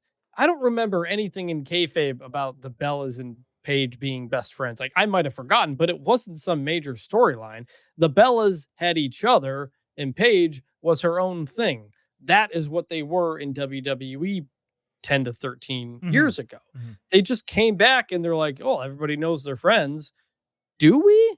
Is it just because we watched Total Divas back in the day? Well, I'm going to say, like, Trish Stratus and Lita were rivals, but they teamed up in WWE because they were both veterans from the same era. So I think that's really where it comes from. She's our sister because we have shared experience together. That's what they kind of said on the Raw after WrestleMania. So I'm okay with that. No, there was an on-screen relationship between Trish and Lita, even if it was a negative one. There was one. There wasn't much of any between Brie and Paige. They're just two people who were in the division at that time. Right. And if you didn't watch Total Divas, there's zero connection between them, which is why, like, look, Nikki's hurt. You got to make a pivot. Okay. Get Paige into some sort of singles division. There's nothing going on with Liv Morgan right now. Like, Rhea's done nothing since winning the belt. She's in a 6-woman thing. Like, use Paige in these other places and remind people why they like Paige. She's just out here playing second fiddle to Brie Bella, who is second fiddle to Nikki Bella. Right. And it's just, they've given you nothing really to latch onto other than to say, remember, you used to like these people. They're here. Exactly. It's like it's the laziest way. It's the way they used to do nostalgia acts back, it should have been back in the Divas. Sorry to interrupt you, but there should have been, in the week or two following WrestleMania, a legitimate sit-down interview with Joe Tessitore or Michael Cole and Paige. Why are you back? What are your goals? Yeah. What are you trying to accomplish? How long are you anticipating being here? They haven't done that. Paige is just part of the roster now. That's the problem. Yes. They need to establish her goals and motivations. And what happened is they were probably going to bring her back in a different way. They brought her back here and it, mucked up their plans. So maybe they're going to wait for them to drop the titles before they do that. But to me, that's not an excuse. If you have to change plans and it takes you 1 to 2 weeks to adjust, that's okay. By week 3, you need to be doing something quality. And with Paige and Brie, they're not doing that. Correct. I don't understand why they still have the titles. Like, what does, I know they signed the Bellas or whatever, but is it just like, we have Brie, we need to use her, this is how we're going to do it? I don't know. I just think it's such a detriment to Paige's return, who isn't probably not going to wrestle that much longer. She's had injuries. She's not that old, but she's obviously not what she used to be after the time off and the injury and stuff like that. But it's like we're doing a nostalgic, like old timers type of run, except for she's a freaking champion. Right. And not really getting to do much with it other than I will say, I liked that they wrestled. They are the champions. They're on both brands. That's true. I'm glad, like you just said, you said at the beginning of the show, you don't like that they wrestled 3 times in 7 days. I actually did in the context of they're the champions, but like, I want more character stuff from them and not just they're the ones with the belts. Yeah, but like Judgment Day, you could say earned a number 1 contendership. They beat Bayley and Lyra Valkyria a couple of weeks ago, so okay. Julia and Kiana James, there was no reason to fight them at all. Like, they just did the match. And now Forces are getting a rematch, which, okay, because they lost a multi-woman match, but they're just getting it. They haven't beaten anyone since. They haven't accomplished anything. So I agree with you that I like that they're being used because they are the champions and they're across both shows, which is cool. But like, they don't really have Nikki is the star, the one that really draws out of the 3 of them. Paige would be number 2. She's being treated like number 3 behind Brie, to your point. And it's just like, it's just not working is the key. They haven't accomplished any of the things that we just mentioned that they needed to accomplish in order for people to care about it. Instead, here's a nostalgia act that they're the champions and you're going to watch them fight and defeat women who they shouldn't be beating. And that's what happened across TV for the better part of a month now. But I still appreciate that they are wrestling, that we have multiple women's tag team storylines going on and things are happening. People are getting title matches and losing title matches. And it's not like some of these other divisions where just nothing is happening with the belt. So would like the booking to be a bit better, maybe a different set of champions, but effort is being put into the wrestling part of the women's division, the women's tag division. They're getting time. I do appreciate that. They're getting time. Yes. That's cool. Did you grade this segment? This one I will give a bad. Okay, so we have the women's tag team championships on the line on Raw. Paige and Brie against Judgment Day. The challengers, who wore matching gear, beasted early with Raquel Rodriguez swinging the hell out of Paige into the barricade. Brie moved them into a simultaneous neckbreaker DDT, then hit about 1/3 of a missile dropkick. Paige prevented Raquel's bomb. The champions hitting a double powerbomb out of the corner. Brie got knees up to block a double springboard moonsault, only for Liv Morgan to push Brie off the ropes and get ejected. As she continued arguing, Roxy missed a belt shot and got rolled up by Brie for a title retention. Bayley and Lyra Valkyria saved a post-match attack, with Bayley countering Oblivion with Bayley to belly, and the faces ultimately standing tall. Let's get this out of the way now, because I know you all need some respect given to Bayley's jeans in the post-match save. They look good, but she's got me saying, hey now!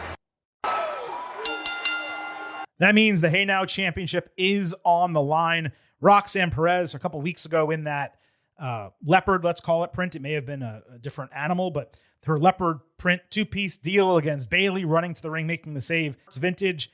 Who do you have coming out on top as Hey Now champion here? A worthy effort.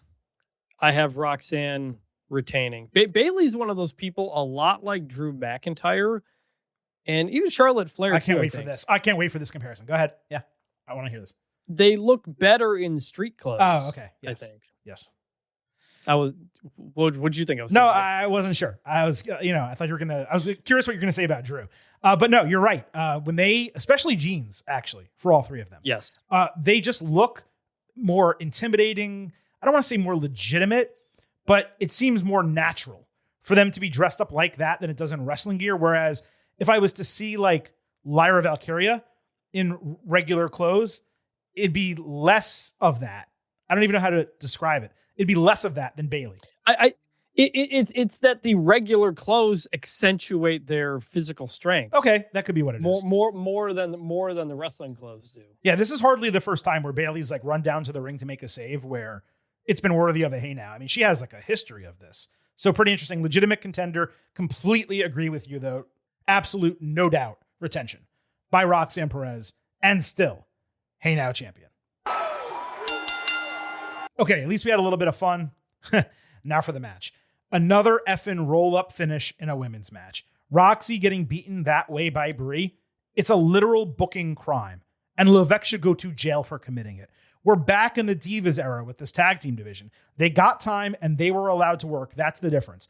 But holy shit, Brie and Paige are dragging this shit down even further than it was already dragged down by taking the titles off of Rio. Get these effing championships off of them onto women who can work and win matches in legitimate fashion. Start telling stories again. This is garbage, and it's permeating both shows. Brie and Paige beat 4 women this week who need to be featured over them, not under them. 4. Bad.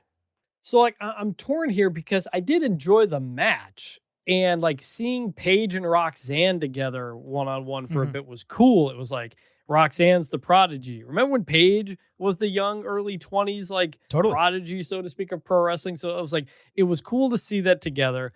I liked the match, but the finish was just so bad. If you took the finish from the SmackDown match and put it at the end of this match, I think you may have something here.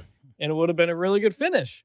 I gave the other one a bad. I'm going to give this one a light good, although, yes, the finish was a booking crime. But of the two, I like this one more. I just really hated the finish. Put them together, and you got a good segment. Judgment Day interrupted a commercial break segment with Raquel ranting at Bailey and Lyra in broken Spanish and Roxy translating to say they stuck their nose in Judgment Day business for the last time. Liv was also very funny here. She was gassing up her girl, like pointing at Raquel as she was talking shit in the background. This was very fun. I think Roxy also said that luck would only get the champion so far. Liv also did a full rant, but she didn't really say much of anything considering she has no opponent to talk smack against. This would have gotten a good if it aired for everyone on TV, though if you really want some pessimism, I just have some bad feeling we're about to get like Liv against Nikki Bella in a feud. Ripley is feuding with 2 different groups over on SmackDown while having angst with Flair. Meanwhile, on Raw, Morgan is doing absolutely nothing. I would prefer it to be a Bayley match coming out of the Oblivion Bayley to Belly sequence.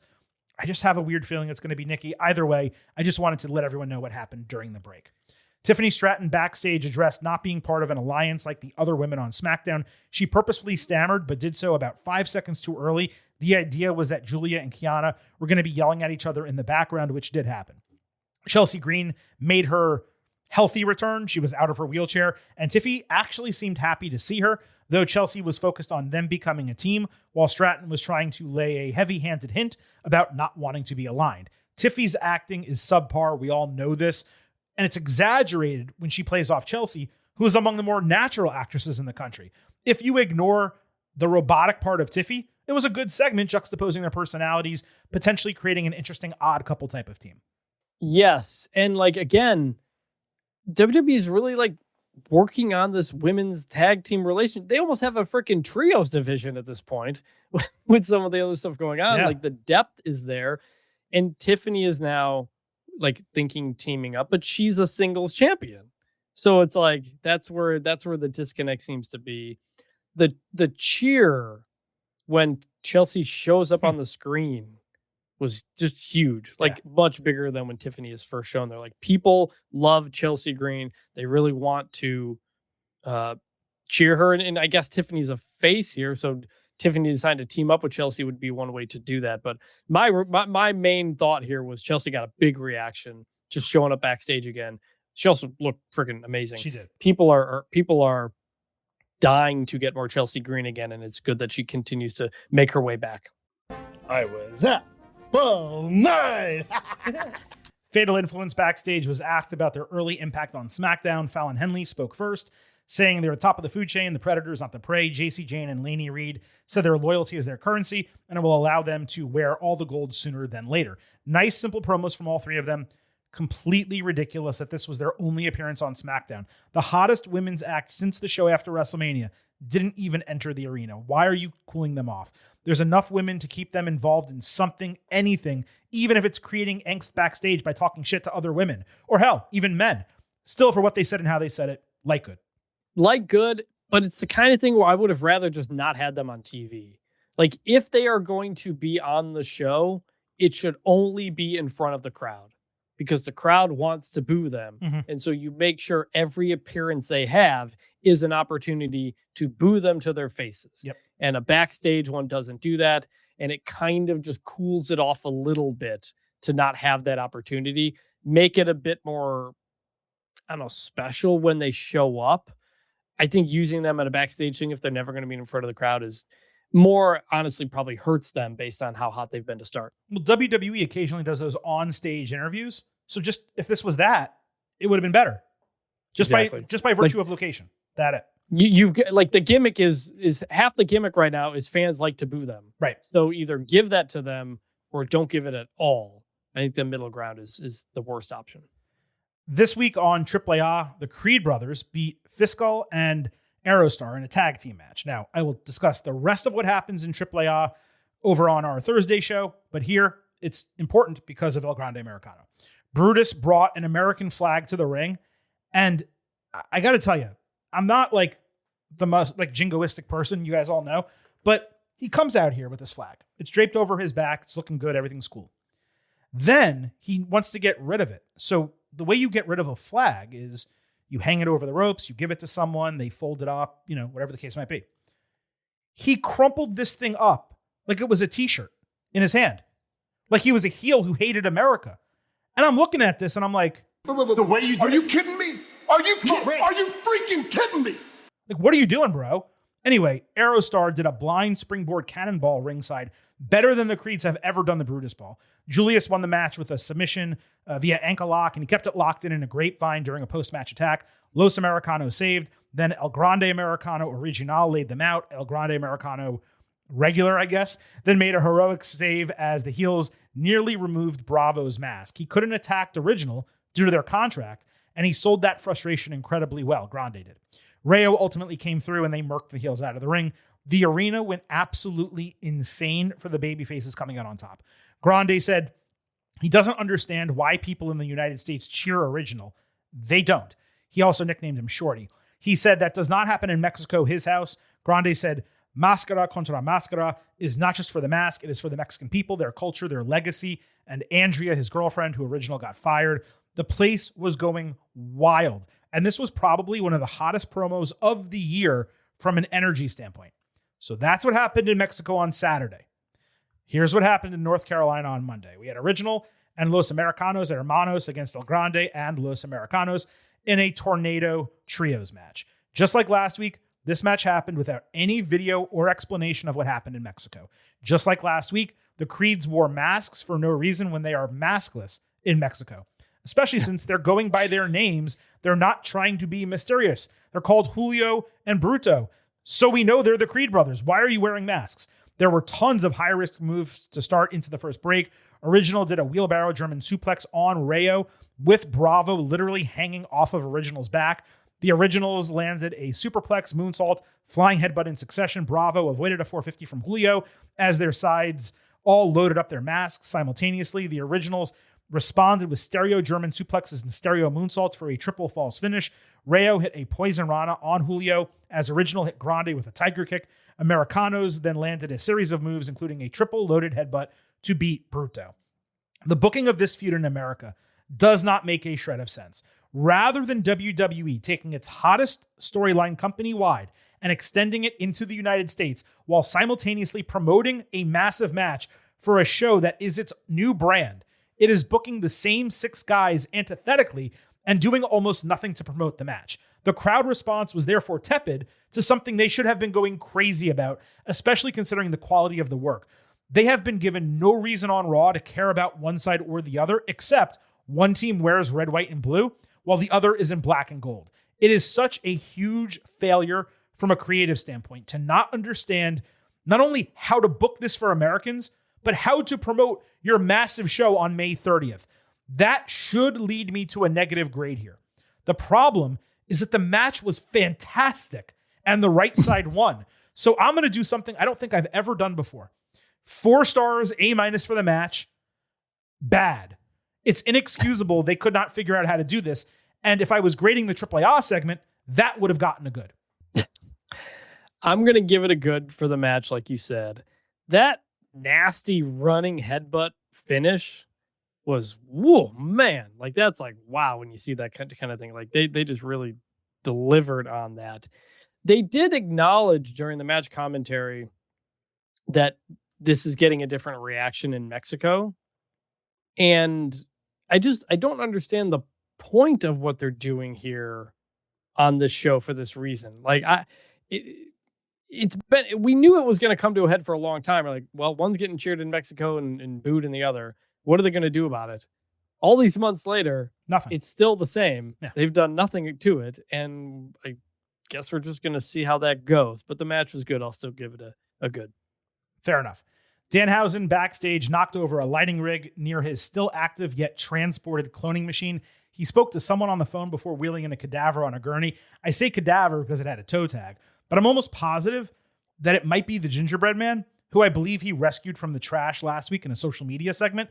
At least the mascot head he saved. No grade here. Nothing actually happened, but I had no problem with it. I am interested to see what kind of massive person comes out from under the cloth, because it needs to be a Braun Strowman, an Omos, someone like that. And I am curious if the gingerbread man's head is part of it as well. I had missed that gingerbread thing you just mentioned. That makes me think it's going to be Omos with the gingerbread man hat on. He will have brought in the gingerbread man to life. Will it work? I don't know. Probably. But are we grading this one? No, I'm not grading it. I didn't think enough happened for it to get graded, personally. They're emphasizing the big part of it. Yeah. Like after doing the minis a couple of times, like he's trying to get something big. And so I think that would make the most sense. But I did wonder, like, if we have too many like clone Danhausen stuff, does that start to like devalue the regular Danhausen gimmick? Well, it depends it depends if they show up regularly. Are they one-offs? What do they do? Like Minihausen could come back really at any time, and I think fans would be okay with it. What I liked most about Danhausen this week is how little we got, because he's been all over both shows pretty much every week since WrestleMania, and now even before WrestleMania, and now this week I don't think he was on Raw at all. And on SmackDown, he got one backstage segment. That was it. So I appreciated that they toned it down a little bit. I agree on that. R-Truth backstage praised Royce Keys for helping them out with MFT last week. He told Keys to apply to the new Judgment Day so he could hang out in their clubhouse. Damian Priest said he's glad Royce earned Truth's respect and trust, but he doesn't feel the same way considering MFT messes with everyone except him. Truth then apologized for not listening to Priest last week. Damian said it was okay, and since Ron wasn't cleared this week, he had no choice but to stay behind. Something was crazy off with Priest in this segment. He looked as if he was legitimately crying just seconds before coming on screen. He was all befuddled at first, or maybe he was late and had to run over there, or maybe I'm misreading the entire thing. I'm not going to grade it. I appreciate the callback to last week and Truth not listening to Priest and how they, utilize that here, but I don't want to grade something that I just feel like something was going on here.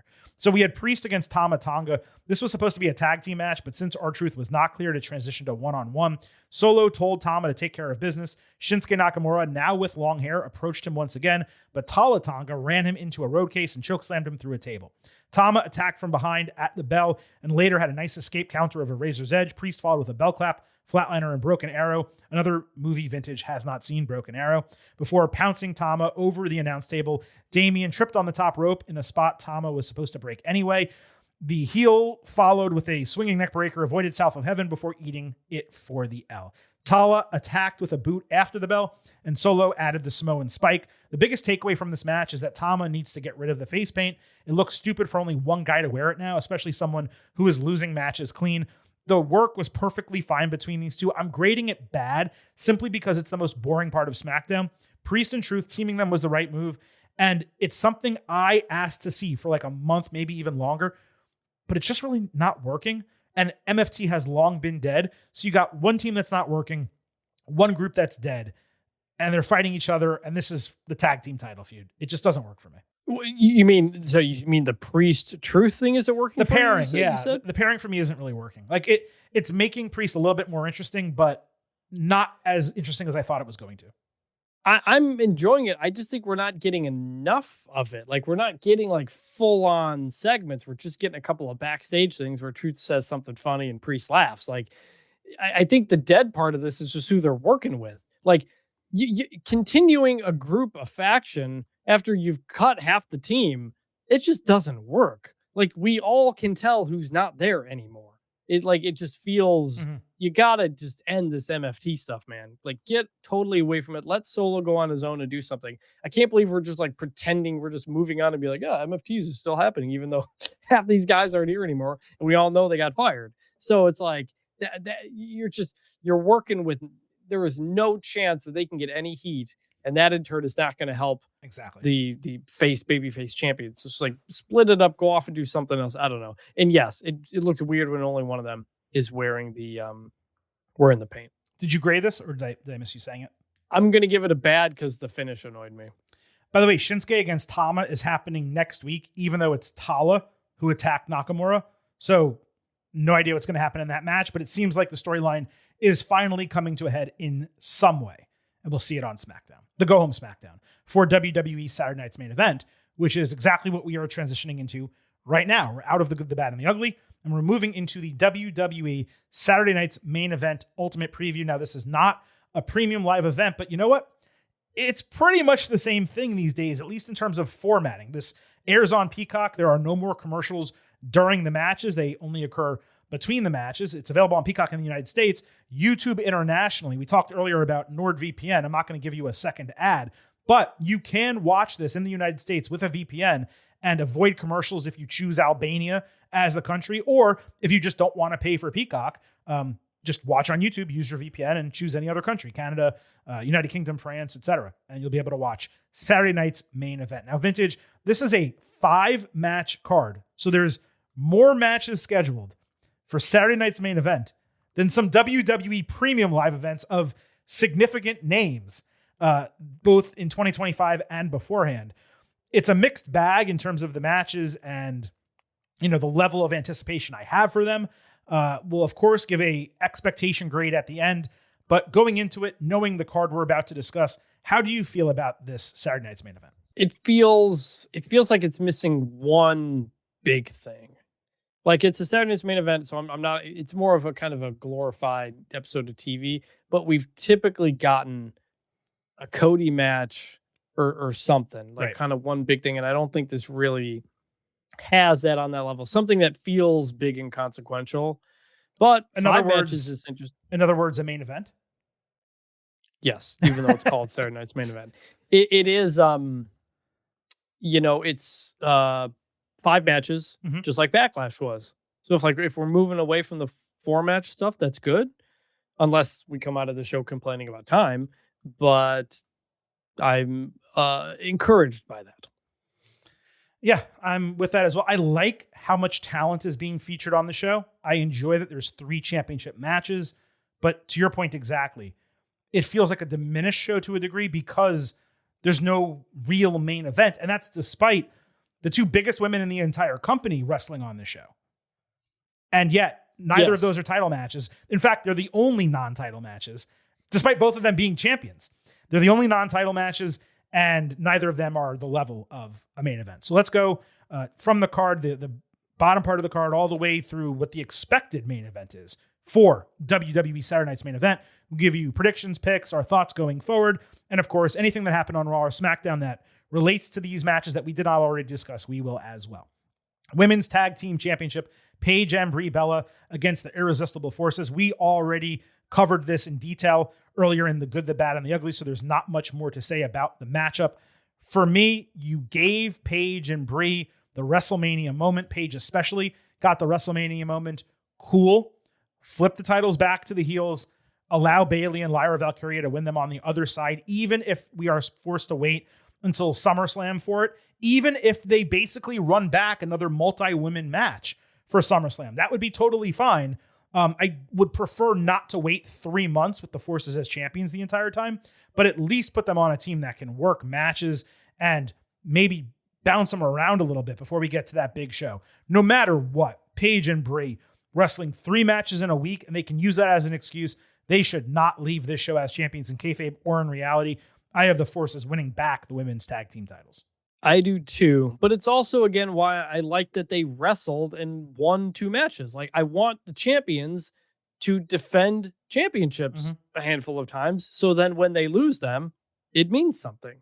And that's why, even if you don't like Paige and Brie, the act of giving them the time and defending the titles pays off, because I have the Irresistible Forces winning this, and like you, at some point dropping them to Bayley and Lyra, we get back to what we thought would happen at Mania. World Tag Team Championships, the Vision defending against the Street Profits. The Profits backstage at Raw said they're not new to competing in high-stakes matches like this. They're prepared and ready to emerge as the new champions. There was some angst between Montez Ford and Angelo Dawkins when this ended. We discussed that earlier, what happened with Rollins. But they basically didn't say much of anything outside of cutting a promo ahead of the match. Given the story that's being told right now, with the Vision getting the best of Rollins and the Profits, all three of them reluctant to partner with one another, even though it makes a lot of sense for them to do so. To me, it wouldn't work for the Profits to win the titles and then just kind of move on. The Vision just won the straps, first of all. Secondly, what seems to be something that they're playing into is these guys teaming up. And even if it doesn't work, if Rollins and the Profits team up and they fail, they at least need the motivation to team up in the first place. And that would include probably Braun Breaker getting involved here, costing the Profits, Rollins saving them at the end. Maybe they even stand tall at the end of the show, but the Vision retains the World Tag Team Championships. Yes, I have that happening as well. I don't want it to happen. I want the Profits to win and have the titles on a real tag team as we try to bring back tag team wrestling. Instead, I imagine these belts will stay on the Vision. They will continue to be secondary to the larger story that they are involved in, which is Braun and Seth and all this kind of stuff. So that's my pick as well. Rhea Ripley, Charlotte Flair, and Alexa Bliss are teaming up against Jade Cargill, Michin, and B-Fab. Charlexa commiserated backstage after the DQ in the earlier match. Flair said she's tolerated Ripley last week and she's trying to become a team player, but Rhea missing in action on SmackDown is a problem. Alexa agreed that they need help, but Charlotte said she's not that kind of person. I thought someone else might come through and get their backs here, but no, nothing happened. The trios match was booked about 30 minutes later, despite Ripley being able to agree to anything. So we're going to get this on Saturday night's main event. I presume they'll do a big go-home segment on SmackDown the night before for Ripley to get involved and explain why she's in it, and so on and so forth, and probably also to build Ripley and Cargill over at Clash in Italy. For me, this is just way too strong of a babyface trio. Unless Cargill is about to add someone else to her team, it would not make any sense whatsoever for them to win this match. Also, you want some big babyface moments on a special event like this. So Ripley, Flair, and Bliss, they come out on top of the heels. You are right about that babyface part. But I'm going to go Jade, Michin, and B-Fab get the win because, and I think potentially even, Jade pins Rhea as a way to like make the Clash in Italy match happen. Like maybe Rhea says, no, you don't deserve it. And then on Saturday night's main event, Jade wins. And then that's how we get it. She pins her in the finish, you're saying? Yeah, something like that. So because I think we're going to get Rhea Jade, and because I don't think Jade's going to beat Rhea, I think they get the win here. Fair enough. I like that we're on opposite sides of it. Becky Lynch against Sol Ruca in a non-title match. I mean, this to me just feels like it's going to follow the trajectory of so many Becky Lynch feuds where she loses the non-title match that results in a title match and then she ultimately retains. And I don't say that in any, facetious or sarcastic way. That's what it should be most likely. Like Sol cannot get a title match until she beats her, even though, as we know, you beat the champion to be able to beat the champion. That doesn't make any sense. Okay, Becky, it doesn't make sense. It's probably what's going to happen here. If Lynch beats Ruca and Sol goes to 0-3 against the three best wrestlers on the brand, then what?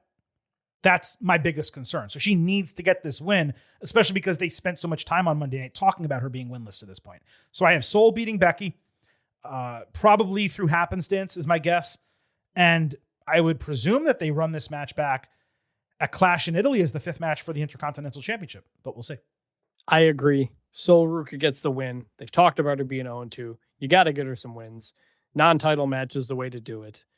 And your finish is something like Becky's trying to cheat. Maybe she's trying to pull over the turnbuckle, or maybe she does pull off the turnbuckle. And as she does that, she gets hit with the Soul Snatcher. And that's how you kind of explain it away. Sol wins. Totally agree. And last, what I believe is going to be the main event of this show, the Intercontinental Championship on the line, Penta defending against Ethan Page. Cole did a sit-down interview with Page, who handed him a list of questions to ask. It was obviously tilted toward putting Ethan over in myriad ways. Page said he did not ask to be born this handsome, charismatic, and talented. So while Penta had to work hard to be champion, Page was made for the title. Cole refused to follow the script any further, putting him over on his own, saying for all of Ethan's legitimate and substantial qualities, his ego is going to cost him both Saturday and in the future of his career. Page said it's not ego, but confidence, that he's the best in all of WWE, and he's ready to prove it Saturday by being the first to put fear in Penta's vocabulary. This was extremely well done, and much needed given Page has only been given so many opportunities to showcase his character since getting called up. The only part worth criticism is that they really should have come up with something better and more unique than the Ethan Page Championship. He said he was going to rename the title, which really harkens back to what he did in NXT. He won the North American Championship. He called him the greatest North American, called himself the greatest North American. He put a Canadian flag as the leather strap on the title. So great gimmick. That was a great gimmick. It was a great gimmick, but they're trying to kind of do a facsimile of that, calling it the Ethan Page Championship. It's ridiculous. How about like the Canadian Championship or, whatever they were trying to do here? Other than that, they played extremely well off one another, Page and Cole. Cole avoided his penchant for overacting in such situations. I always prefer show over tell when it comes to character work. So I'd prefer Ethan showing his ego than Cole telling us that he has an ego. But this set an important baseline for Page where he can now stack personality and character on top of what they established here going forward. And it was particularly necessary considering he's a new superstar seemingly about to main event a big show. So they knocked this out of the park. And man, I told you guys when he was in NXT that Ethan Page was going to be legit on the main roster. So far, so good. They're batting like 1,000, 4 for 4 on appearances to this point. Yes, and he just continues to be just so natural and comfortable at talking. And, whenever his in-ring career is over, you could clearly see him as a great manager of some kind. But yes, this was a good setup other than the Ethan Page Championship, whatever thing. But that was a really good segment. And then Penta later got one of his fire-aided promo packages telling Ethan to listen closely because he does not fight for his ego, he fights for the people. The Intercontinental Championship represents people who fight to survive and never give up. I presume these are always done with green screens and CGI, but I'm always impressed how these Penta packages come off when they utilize the fire. They look cool as hell, and they fit him well. Do you love these just as much as I do? Yeah, I like them. I don't know if I love them as much as you do, but yeah, they were interesting. Okay, and that brings us to our prediction for the Intercontinental Championship. This is really interesting because you could make a great case for Page to win this title, but when they did not take the strap off Penta at WrestleMania, to me that said, okay, we're going to roll with him for a little bit. And if you're going to have him lose, I don't know that dropping the strap to a freshly debuted heel who has just started to establish himself is the best move. I wouldn't mind a retention here, a rematch down the line when the feud gets hotter between them, and then Page taking the title. But his first opportunity on the main roster on a special show, I don't think he's going to get the reactions you want him to get if you're going to flip the title. You want him to get booed out of the building when he wins the championship. I don't know that the fans are there yet with Ethan. So while I would love it and it would be fresh and exciting and cool, Penta retaining is not a bad decision whatsoever. And that is the way I think WWE will be leaning here. Yeah, as much as we have liked what Ethan Page has done and think he's done a really good job, we just haven't seen him enough. There has not been nearly enough buildup of him to take the Intercontinental Championship this quickly. So I have Penta winning this as well. And just like you, if you were going to take it off him, Mania was a place to do it, not, a month later on a Saturday Night's Main Event with somebody who's only been on screen a handful of times. Mm-hmm. So I think it'll be a good match. Probably won't be the end of it, but I have Penta winning. All right. So that wraps up our preview. I was hesitant to call it an ultimate preview, and I probably shouldn't going forward for Saturday Night's Main Event because usually these are relatively basic matches. It's not the same as the premium live events, but that wraps up the preview for the latest incarnation of WWE Saturday Night's Main Event. As always, we will provide you with our expectation grades for the show. And of course, when Saturday Night's Main Event goes off the air, when we do the instant analysis podcast, which is normally immediately after the show, this week it's going to be Sunday morning, early afternoon. We, of course, will give you our post-show grades. Vintage, what is your expectation grade for this edition of Saturday Night's Main Event? B, right there down the middle. I don't see a high ceiling on a show like this for, like I said, there's no like big monumental thing on the show. It's a lot of stuff that is like pretty good. Mm-hmm. I think all 5 of these matches could be really good and entertaining though. Well, but I think I'm going to go with the B right there in the middle at an 85. I wouldn't say the women's tag is going to be good and entertaining, but other than that, the other 4. I think it could. Look, styles make fights and you could do something fun with it. Maybe. The other 4 matches, though, I am, anticipating to one degree or another. Vision Profits have an opportunity to kind of steal the show. I don't think they will, but I'd love to see those guys just go out and like say, hey, we can still do men's tag team wrestling in WWE. Because to this point in 2026, we just have not seen that at all. But I completely agree with you. This is a middle of the run show. It's like a really strong Raw card. And what I do love, though, I will say, is the women have 3 matches and the men only have 2. And it is so rare that you see that. We've seen equality on WWE Premium Live events. We've seen 3 and 3 or 2 and 2 before. It is rare that you see the women have more than the men. And even though, again, it's a special and it's not a PLE, that's pretty cool. And they're featuring a lot of major names from that division on the card. But I'm right with you. Middle of the road, B, 85. If it's better than that, great. That means that they totally delivered on a low expectation Saturday night's main event. Under than that, I can understand that as well. As long as it doesn't hit in the C range, it'll be a fine show to watch. So that wraps up this WWE Saturday night's main event preview and the entire episode here of the Getting Over Wrestling podcast. I will remind just one more time that we will have a somewhat instant analysis for Saturday night's main event when the show goes off the air. Instead of Saturday night when we would normally tape it, it will be Sunday morning.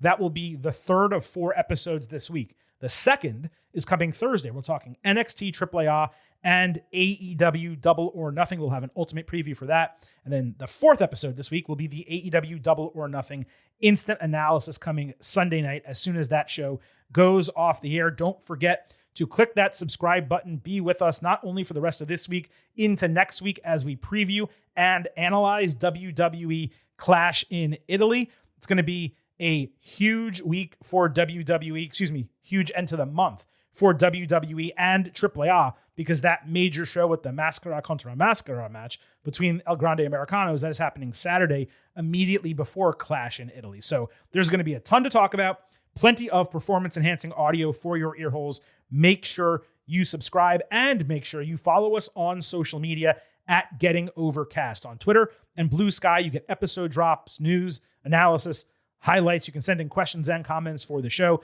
On YouTube, you can listen to the show. You can watch full-length video interviews, and in the link in our social media profiles, you can join our free Slack channel. There's great conversation every time there's a wrestling TV show or a premium event on. You can ask us questions and converse with us on there. Make sure you join our free Slack. Follow us on social media at Getting Overcast. Please remember, here at Getting Over, It's all about Defy. so head over to Apple Podcasts and Spotify. Leave a 5-star rating on Apple. Take a little extra time. Leave a 5-star written review. If you do, we will read it live right here on the show. And do not forget, I happen to love the number 5. hope you do as well. $5 a month, $50 for the entire year. You can become an official Getting Overhead. Just visit buymeacoffee.com/gettingover. Sign up. You'll get bonus audio, the fastest 5 minutes in professional wrestling, instant reactions to every major show, and exclusive news analysis posts every week. Please sign up, support us financially, and we will continue delivering performance-enhancing audio into your ear holes and give you a little extra content too. Buymeacoffee.com/gettingover. All right, that wraps up this edition of the Getting Over Wrestling podcast. For Vintage Chris Vanini, this is the Silver King, Adam Silverstein, signing off and leaving you with just 3 final words. Bye for now.